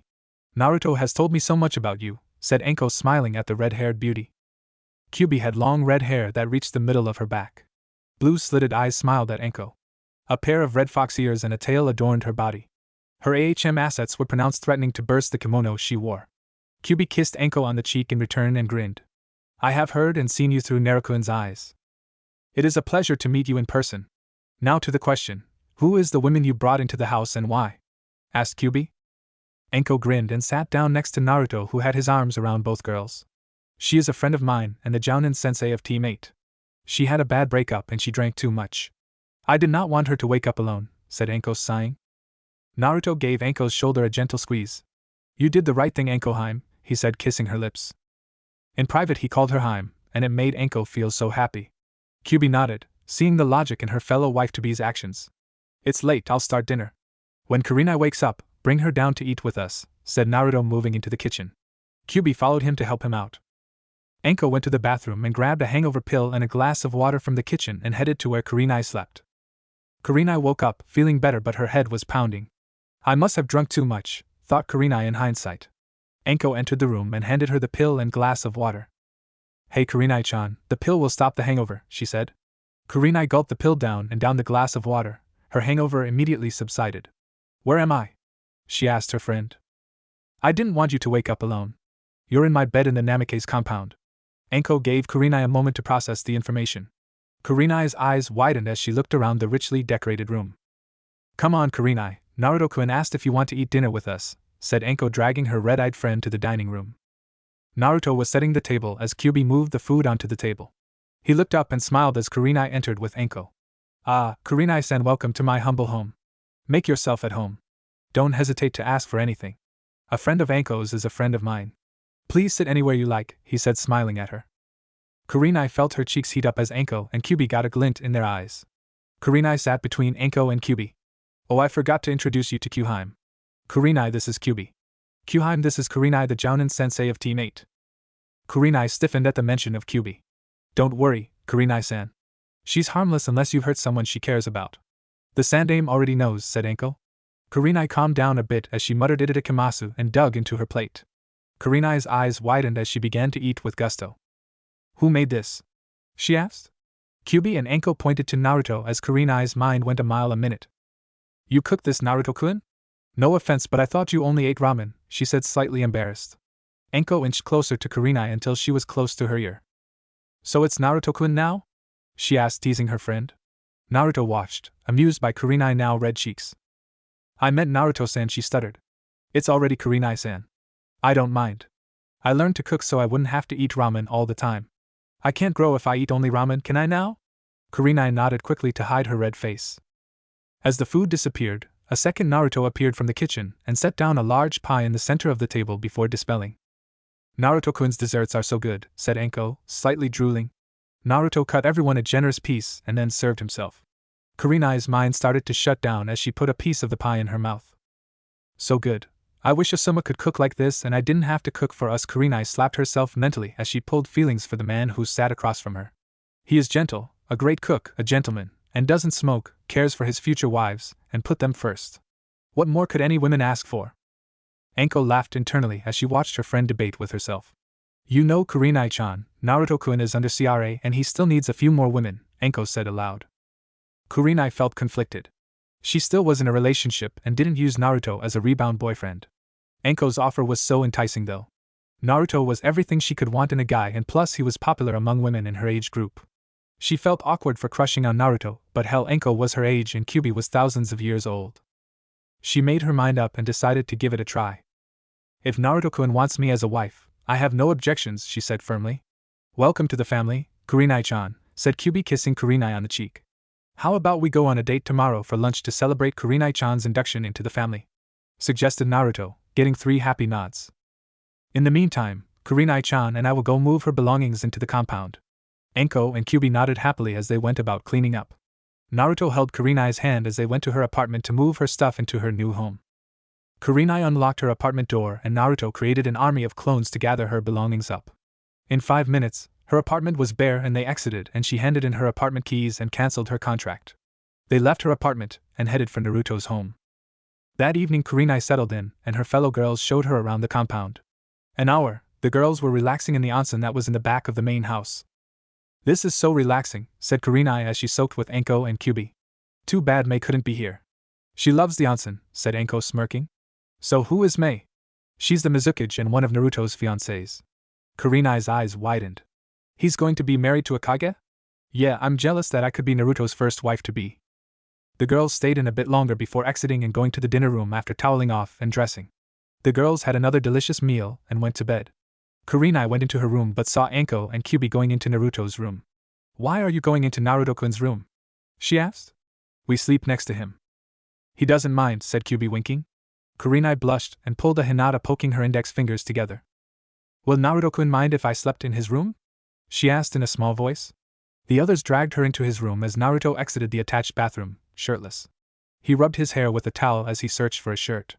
As he pulled the shirt on, he saw Kurenai staring at his abs. He is a god with those abs, she thought, drooling. Naruto pulled his shirt down and climbed into the bed. Like what you saw? He asked in a husky voice. Kurenai could only nod as he slid into the middle of the bed. Since you're the newest here, you get to sleep on his chest for tonight only. We switch nightly, said Enko, seeing Kurenai nod vigorously. She had known that Naruto had an advanced henge that could turn him into a girl for real, but didn't expect what she saw next. Naruto called out Kai and her jaw dropped. Naruto was taller than all 3 of them, had a pair of blonde fox ears and 9 fox tails. He looked older and had more muscle. This is his real form, Kurenai. He doesn't show it to just anyone, said Kyuubi as she and Enko latched onto Naruto's arms as Kurenai lay on his chest. A tail wrapped around the girls protectively. Kurenai petted his tail that had coiled around her as she slipped into a slumber. The next morning they all awoke to find Naruto gone. Kurenai pouted as she smelled the pillow Naruto slept on. The girls got up to find Naruto was in the kitchen finishing up breakfast. Good morning, Enko-heim, Kyuubi-heim, Kurenai-heim. Breakfast is almost done, he said with a smile. Kurenai turned red at the heim suffix Naruto added to her name. The girls sat down in front of a plate of eggs, ham, and a little something special that they all liked along with a glass of fresh orange juice. Enko happily ate her dango along with everything on the plate. Kyuubi sliced up her steak and put a bit over everything on her plate on the piece on her fork before eating it. Kurenai ate her takawasa, slowly savoring the flavor as she ate the other things on her plate well, sipping on her orange juice in between bits of different foods. The 3 girls freshened up as they headed in separate ways, Kyuubi staying home, holding down the fort so to speak. Kurenai kissed Naruto on the lips before headed to meet her team. Enko and Naruto jumped into action, ready to train their team to become the top kunoichi. Every day for a month, Naruto and Enko trained the girls strictly. The trio of girls quickly progressed.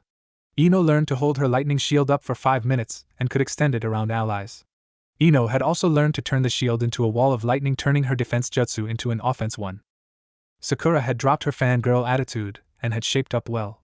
Naruto had created her a seal that he put on her gauntlets, so she could begin to learn how to expel chakra out of her fists and feet to boost her strength. Hinata changed the most. She had become more confident and had excelled in bojutsu, even incorporating into her taijutsu.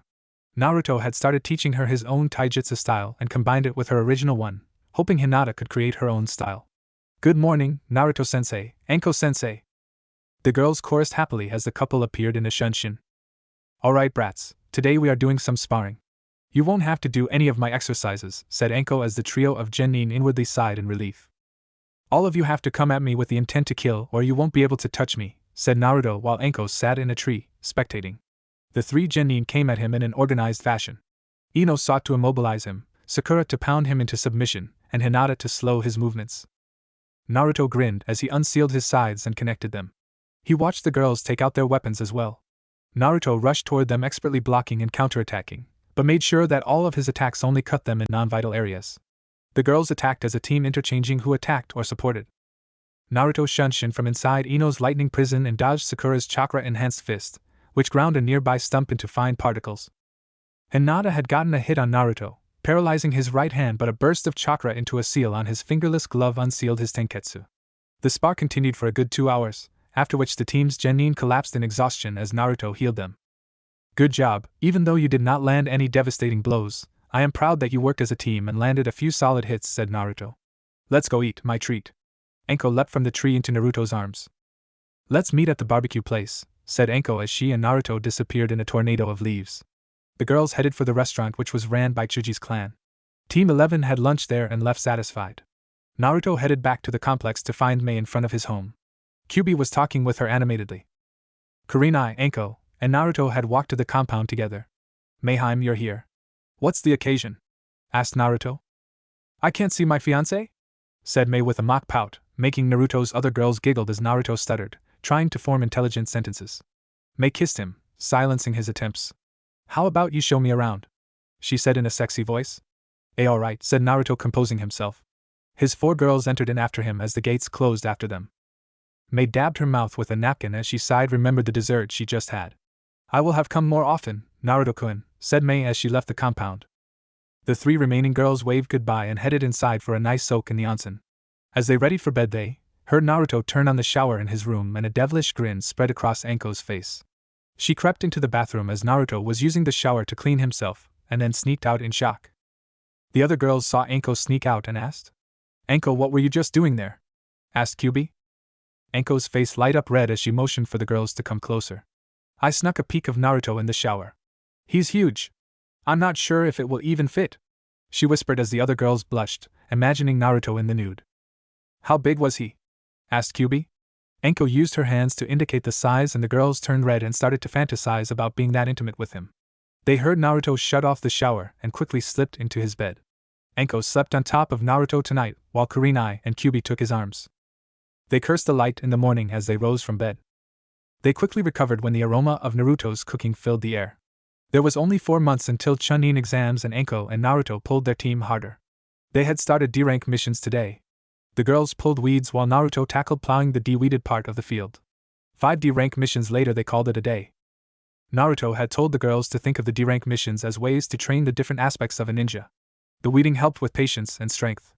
The carrying of cement to and from a store worked on speed. Capturing the stray cows emphasized skill. The shearing of sheep worked on precision. The capturing of Tora the cat, Demon Cat needed a combination of stealth, agility, and smarts. Thankfully, the girls used their heads and bought a fish for the cat before they started. Tora ate the fish happily as he was brought back to his owner. Well, before he was in the woman's arms. Miss, said Naruto. If you hold him gently and squeeze him, he won't feel uncomfortable. The daimyo's wife took the advice to heart, and Tora went home with her purring the whole way. She left Team 11 triple the money she had promised. The Sandaime looked at Naruto while shaking his head. Only you would have big enough balls to tell the daimyo's wife what to do, he said, earning a giggle from Enko, who knew the cat's discomfort with the portly woman. At the end of month 2, Team 11 had enough D-rank missions to go on a low C-rank mission. Show the client in, please, said the Sandaime as the secretary sent in a drunken man with glasses and a bottle of sake in his hands. So these are my protectors? Ha! They all look like weak. Ino used the lightning blade jutsu to cut the bottle at the neck, spilling the contents and shattering the detached part of the bottle. Please do not underestimate us, client-san. We are trained by the best, and we will protect you with our lives, said Ino. Over a 2-month period, the girls grew exponentially. Ino had learned 10 D and C rank lightning jutsu, Sakura had accumulated C rank 10 earth jutsu, and Hinata and also learned 10 C rank water jutsu. Naruto never played favorites, and taught each girl the same amount of jutsu. Alright then, my name is Tsuna, the super bridge builder. I'm trying to build a bridge and I want you to protect me, he said. Naruto turned to his genin students. I would like you bring supplies for a month. If you dismiss my words, you will regret it, not me, said Naruto. We'll meet at the south gate. The jounin of Team 11 went back home to pack for the mission. 10 minutes later, they all met again with Tsuna at Gate 11. As they headed to Wave Country, Naruto's suspicion of the old man's story rose when they encountered a puddle in the middle of the road. The genin's observation skills had increased under Enko's ruthless instruction. 2 chakra signatures under the puddle, whispered Hinata. Ino readied the lightning prison while Sakura readied to create mud wall to prevent their enemy from escaping. Naruto approached the puddle as 2 men wearing gas masks appeared and seemingly killed him. Even with one of their sensei seemingly dead, Team 11 quickly moved into gear. The 2 men rushed to Tsuna only to find themselves blocked by a wall of mud. Before they could react, a bubble of lightning engulfed the duo, preventing them from moving. Hinata moved in swiftly, filling the prison with water from her canteen to wet the inside of the prison, shocking the duo into blissful unconsciousness. Naruto emerged from the trees and quickly tied them up and signaled A and Bu to pick them up. Slapping the unconscious men back into the world of the living, he unsheathed a kunai and plunged it into the arm of one of the men. Who sent you and why? Naruto growled, channeling chakra into his eyes, turning them into red slits.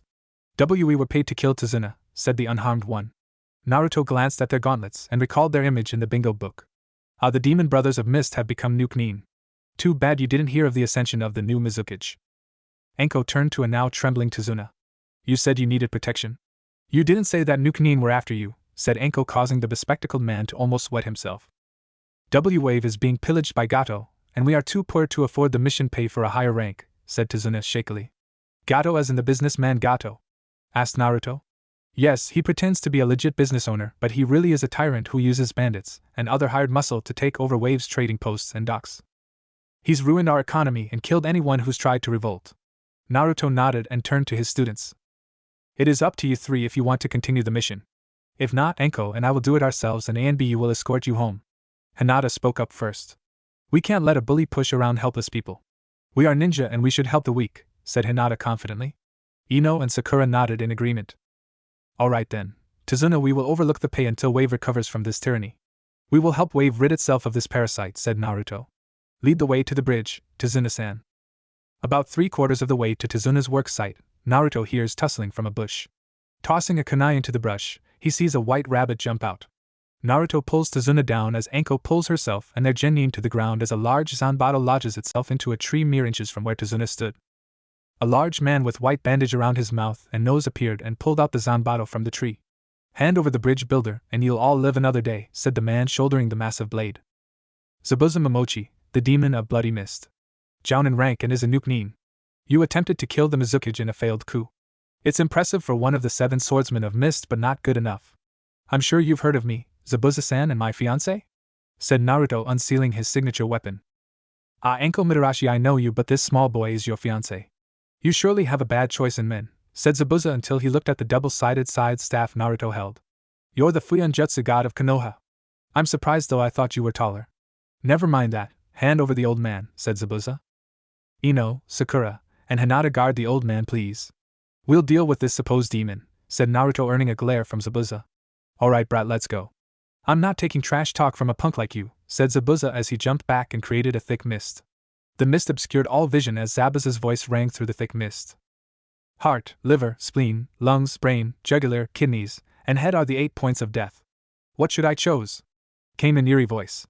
Futon, great wind breakthrough, shouted Naruto as the mist was dissipated. Naruto saw 3 Zabuza clones but knew they weren't real. Futon, wind cutter. Naruto had cut the copies and dispelled them, forcing Zabuza to come out. Zabuza swung his blade down as Naruto parried at the side, causing the new Chunin to jump back. Naruto blasted the Zanbato with a compressed ball of wind, causing Zabuza's sword arm to throw him off balance. Seeing an opening, Enko used her hidden snake hands technique to bind the new Chunin as Naruto slapped a chakra sealing array on the man. Naruto then put another seal array on Zabuza, immobilizing him. Naruto sealed the massive blade into a scroll and shouldered the taller man. How about you come on out now, said Naruto as a hunter Nin with insignia denoting his loyalty to Mist stepped out from the trees. Thank you capturing Zabuza. I have tracked him for days, said a feminine voice behind the blank mask. Normally I would hand him over, but you are not a real hunter Nin, Ninja-san. The Mist insignia for hunter Nin changed with the new Mizukage, who happens to be my fiancé as well, said Naruto as Zabuza's eyes widened. The hunter Nin gave no indication of his surprise, but behind the mask, Zabuza's apprentice was sweating. If you abandon whoever employed you, I will put in a good word with the Mizukage. I'm sure she is willing to take you back as a Mist ninja. Zabuza's mind ran miles per minute. He wouldn't have to dodge hunter Nin for the rest of his natural life. Gaki, give me until tomorrow to answer, said Zabuza. The 2 former Mist ninja left after Naruto took off the seals. That night Naruto was out enjoying nature when the fake hunter Nin approached him under the guise of picking herbs. Ninja-san, what can I do for you? asked Naruto. My name is Haku and I have a message from Zabuza for you. Gato will die at the bridge tomorrow, said Haku. I see that my offer was taken. My name is Naruto, by the way, said Naruto. Gato plans on betraying us. We heard him say it while he was drunk. Naruto nodded. Haku-chan, tell him to bring in his army of thugs to the bridge, he said. I'm a boy, Naruto-san. Naruto's sweat dropped. He dresses pretty girly for a boy. Tell Zabuza that he keeps his end of the bargain, I'll keep mine. Haku nodded and walked away in the forest, only to turn around to ask Naruto another question. Do you have precious people, Naruto-san? Haku asked. I do, Haku-san, and I would give my life for them. I see. That is what makes you strong, Naruto-san, said Haku before disappearing into the forest. Naruto entered the house that Tsunade had taken to after the fight with Zabuza. Tsunami had announced supper was on, and he said a quick itadakimasu before slowly eating the delicious meal. Why do you even try? Asked a small boy. What do you mean? Asked Naruto, his attention now on the boy. Gato will only kill you. No one has ever stood up to him and lived. The boy screamed. Inari, be nice to our guests, scolded Tsunami, Inari's mother. Inari, how old do you think I am? Asked Naruto. I don't know, maybe 13, said Inari. Naruto undid his Jounin vest and pulled off his shirt to show Inari's scars all over his chest. I was beaten for something I couldn't control, Inari, and I survived. Gato is nothing compared to other people. He hides behind an army, too cowardly to fight himself. I fought through all the pain you have now.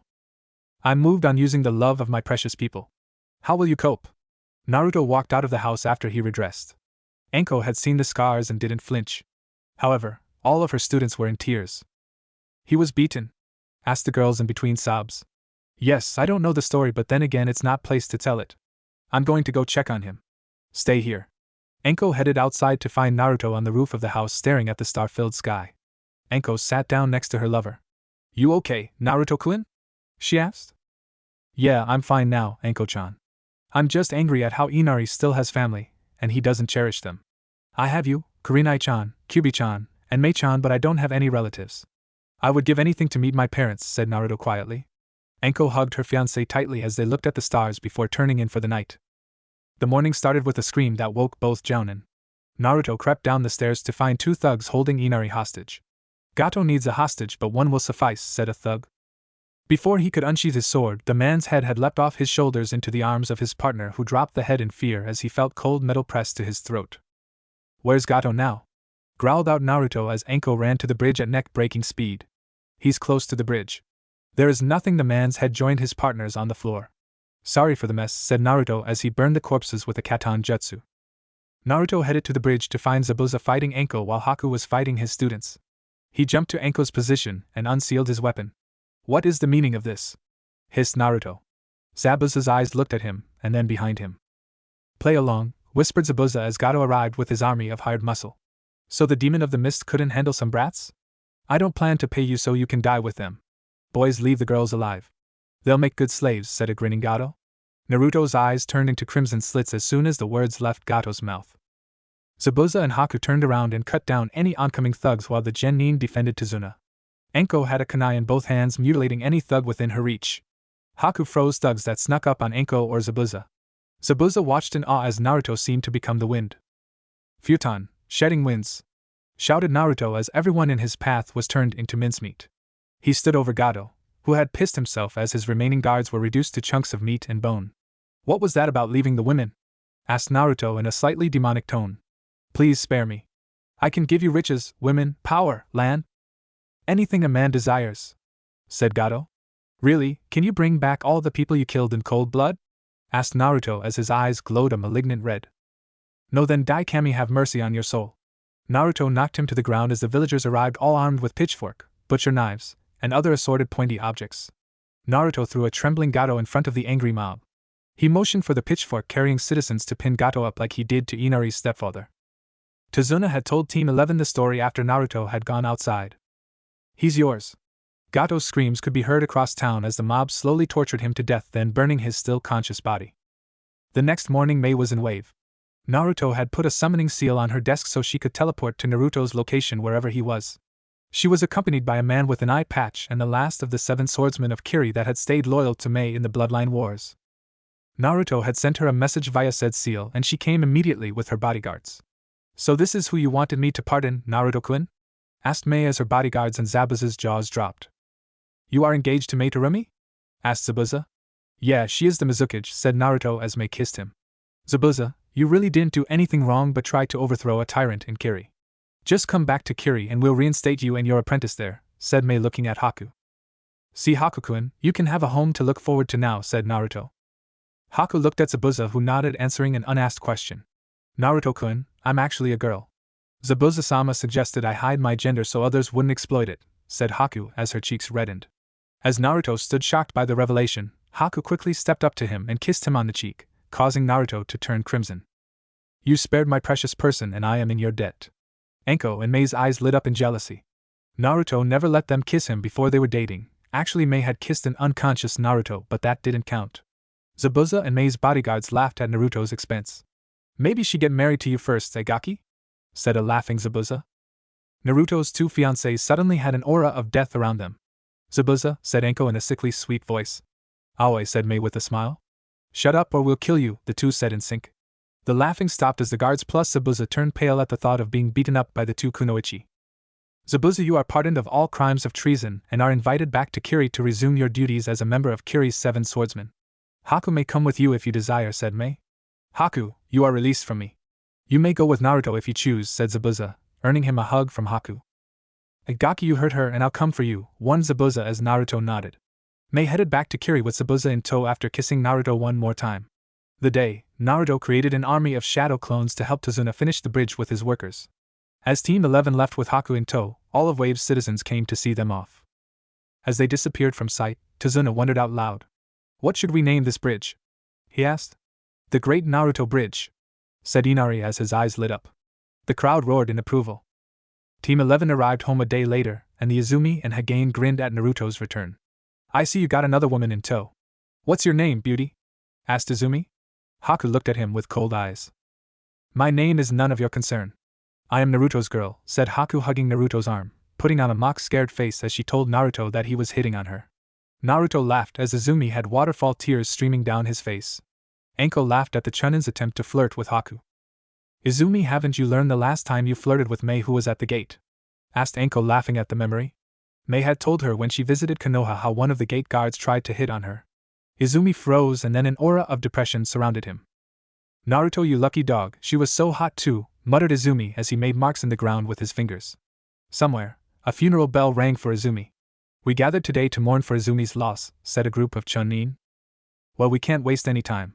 The Hokage is expecting us, said Naruto as he and his team ran to the tower, with Haku following. Sarutobi sat at his desk surrounded by 3 shadow clones who read all the paperwork as he read his favorite student's book of smut. Naruto entered with his team, causing Sarutobi to quickly hide his book in a hidden drawer. Naruto laughed as Sarutobi quickly composed himself and looked at Naruto and Enko. Enko had an amused look across her face and Naruto shook his head with a smile. Gigi, you thought we were your secretary? Asked Naruto as Sarutobi paled and nodded. His secretary would burn any of the orange books she saw. Team 11 back from mission and reporting for duty, said Naruto. Sarutobi saw Haku and decided Naruto had an explanation and dismissed the genin. Who is this beautiful girl you have with you, Naruto? Asked the Sandaime. Her name is Haku and she wants to become a medical ninja for Konoha, said Naruto. He retold Hiruzen the entire story as the old Hokage listened. So you're an orphan from Kiri. Do you have any dijutsu or anything similar? Asked the Sandaime. Haku formed ice saban between her fingers and handed them to the Sandaime. I see you have the Hayatan bloodline. The last clan I heard of having a similar ability was Kiri's Yuki clan, but they're gone now, said Hiruzen sadly. So you are Naruto's new fiancé? Haku only nodded as she hugged Naruto's arm. Well, here's your hideate. Welcome to Konoha, Haku. I'll have someone from the hospital train you in the arts of medical jutsu, said Sarutobi. What rank is she roughly? A Chunin, old man, said Enko.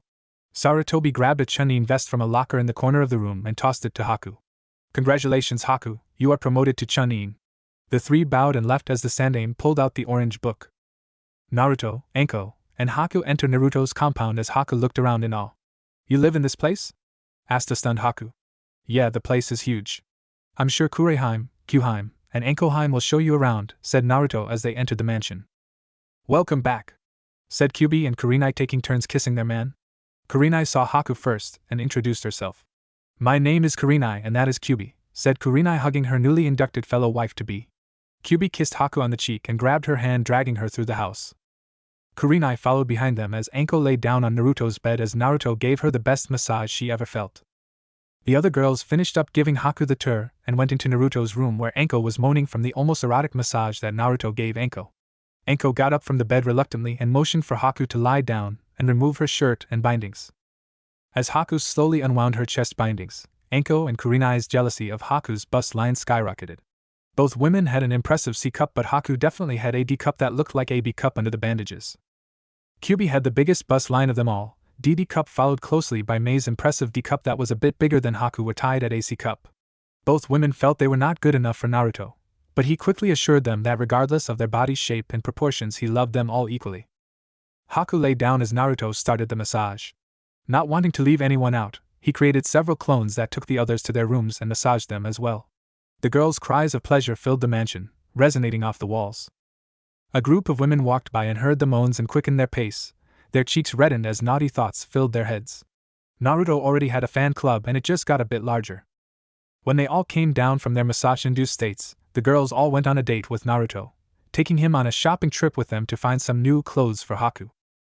As they went through different stores to find different garments for their newest family member, Naruto ran into a nearby jewelry store, leaving a few clones to hold the bags of clothing that accumulated during the trip.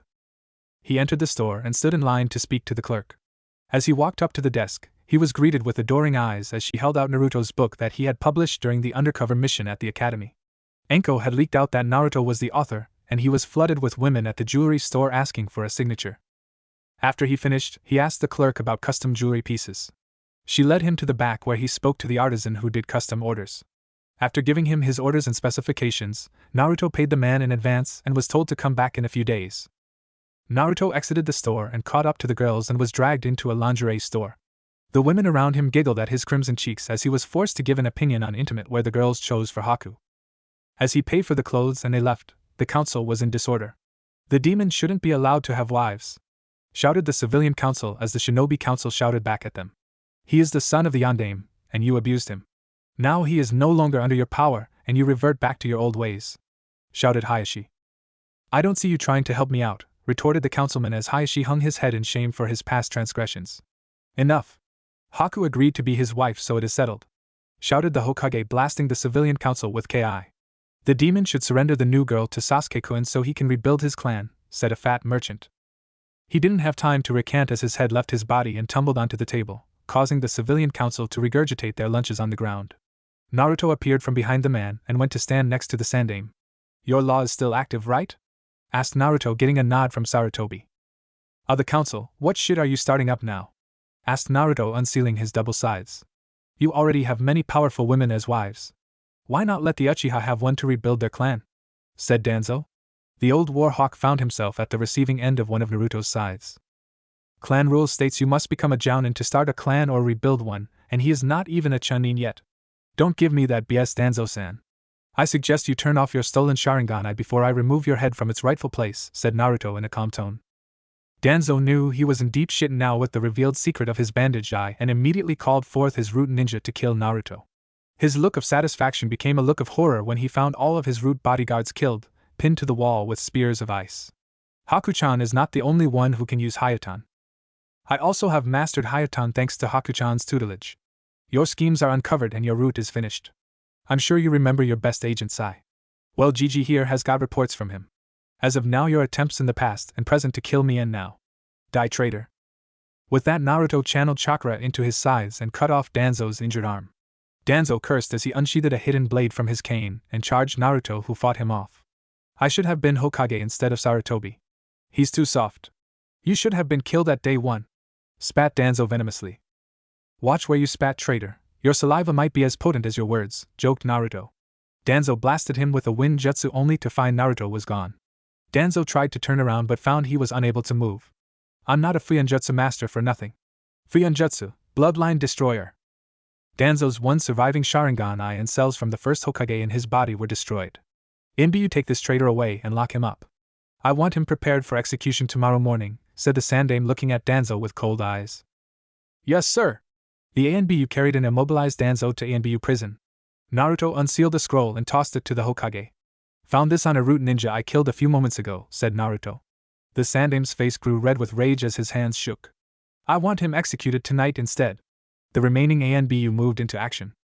Foolish student, you will die this time for sure, Orochimaru. With Danzo dead, ANBU found the root base with Sai's assistance, as he was a former member. They salvaged the place before destroying it. Danzo had been communicating with Orochimaru, who was now plotting somewhere in Rice Country to destroy Konoha. Danzo had come into an agreement with Orochimaru stating that if he could become the new Hokage, he would allow Orochimaru people to experiment on, starting with Naruto. Hiruzen had called back Jiraiya and asked him to take Naruto with him to find Tsunade. Naruto was met at the gate by his 4 Tsun wives and each kissed him goodbye before he embarked on a journey with Jiraiya. As the two embarked towards Tsunade's last known location, Jiraiya struck up a conversation with Naruto. Hey Naruto, how about learning one of your father's greatest creations? Asked Jiraiya. Which one? Asked Naruto, spiking Jiraiya's interest. How about learning the Rasengan, Naruto? It was one of his best techniques, said Jiraiya. He formed a sphere of chakra in his palm and hit a rock with the Rasengan, showing Naruto its destructive powers. There are 3 stages to learning this: rotation, power, and shape manipulation. Jiraiya tossed Naruto a water-filled balloon. Jiraiya began to explain to Naruto that he had to rotate the water inside when he heard a pop. Is it supposed to explode, right, Erosenin? Asked Naruto. Don't call me that. Here, the next state is power. Pop this rubber ball the same way as you did with the balloon. Jiraiya tossed Naruto a rubber ball and watched in fascination as Naruto made the rubber ball explode violently. Jiraiya then handed Naruto a flat balloon. The key here is to combine the first 2 stages together but hold it in a spherical shape. As they entered Tenzuka village, Naruto continued to work on the last part of the Rasengan. Naruto, I'm going to have a look around, so here's some money for a room at the hotel ahead of us. Ask for room number 45, said Jiraiya as he went off in a different direction. He's probably going to go have fun or peek. Naruto entered the hotel and did what Jiraiya had asked of him, booking room 45. Naruto threw his stuff onto one of the beds before he sat on the floor and spread out some of the work he brought to keep him busy. He was working on a seal that blocked any Dijitsu from working if it was pointed at Naruto. He finished it, and quickly cut himself with a kunai and mixed the drop of blood into the sealing ink he brought. He drew the seal onto his skin, on his left forearm. An hour later, Naruto heard a loud knock. Assuming Jiraiya had come back from his drunken debauchery, he opened the door, but instead of the Chunin, 2 men with straw hats and a cloak with red clouds on it stood in front of Naruto. Naruto-kun, I'm afraid you will have to come with us, said the taller of the 2 men. So you're Itachi? I assume Sushi over there is Kisame? Said Naruto, getting a growl from the shark man. That's right. Itachi, can I cut his legs off? He doesn't need them to live, said Kisame. Naruto's eyes narrowed as he quickly unsealed his staff and jumped out the window. The 2 men quickly followed suit. Naruto ran to the back of the hotel where it was deserted. Alright, since you 2 seem to be up to no good, you have to kill me first, said Naruto, twirling his side staff. Fuionjutsu, paralyzing seal. Kisame found he was unable to use his arms to wield his sword. He decided to let Itachi handle this one. Don't make me use force, said Itachi, turning on his Sharingan. Ah, so you have the Mangekyo Sharingan. Let's see if my Fuionjutsu is sufficient, said Naruto. Itachi didn't show any outward emotion, but inside he was panicking. I can't see him at all. It is as if Naruto has disappeared from sight. I'm still here. Let's see you try to hit what you can't see. Tsukuyami, said Itachi in a calm tone. He then suddenly clenched his eyes shut as blood seeped from the corners of his sockets. The seal I have on counters any attempts by any Dijitsu user to see me while their Dijitsu is active. It casts a blinding light that burns the retina. Prolonged exposure will cause permanent blindness, explained Naruto. Itachi leapt to Kisame's location and grabbed a hold of him. We are clearly outclassed, Kisame. We must retreat for now. With that, the 2 disappeared. Jiraiya appeared shortly after their disappearance. Oh, you decide to show up after they left, said Naruto sarcastically. Sorry about that, Naruto, but I found Tsunade. She's in a bar not far from the hotel, said Jiraiya. What if Naruto has harem with Hinata and Tsunade? Shizune, thanks for watching my video till the end. If you enjoy this content, then do consider subscribing to my channel, and leave a like if you guys need the next part. Comment down, and thanks for watching the video, and see you guys in the next video.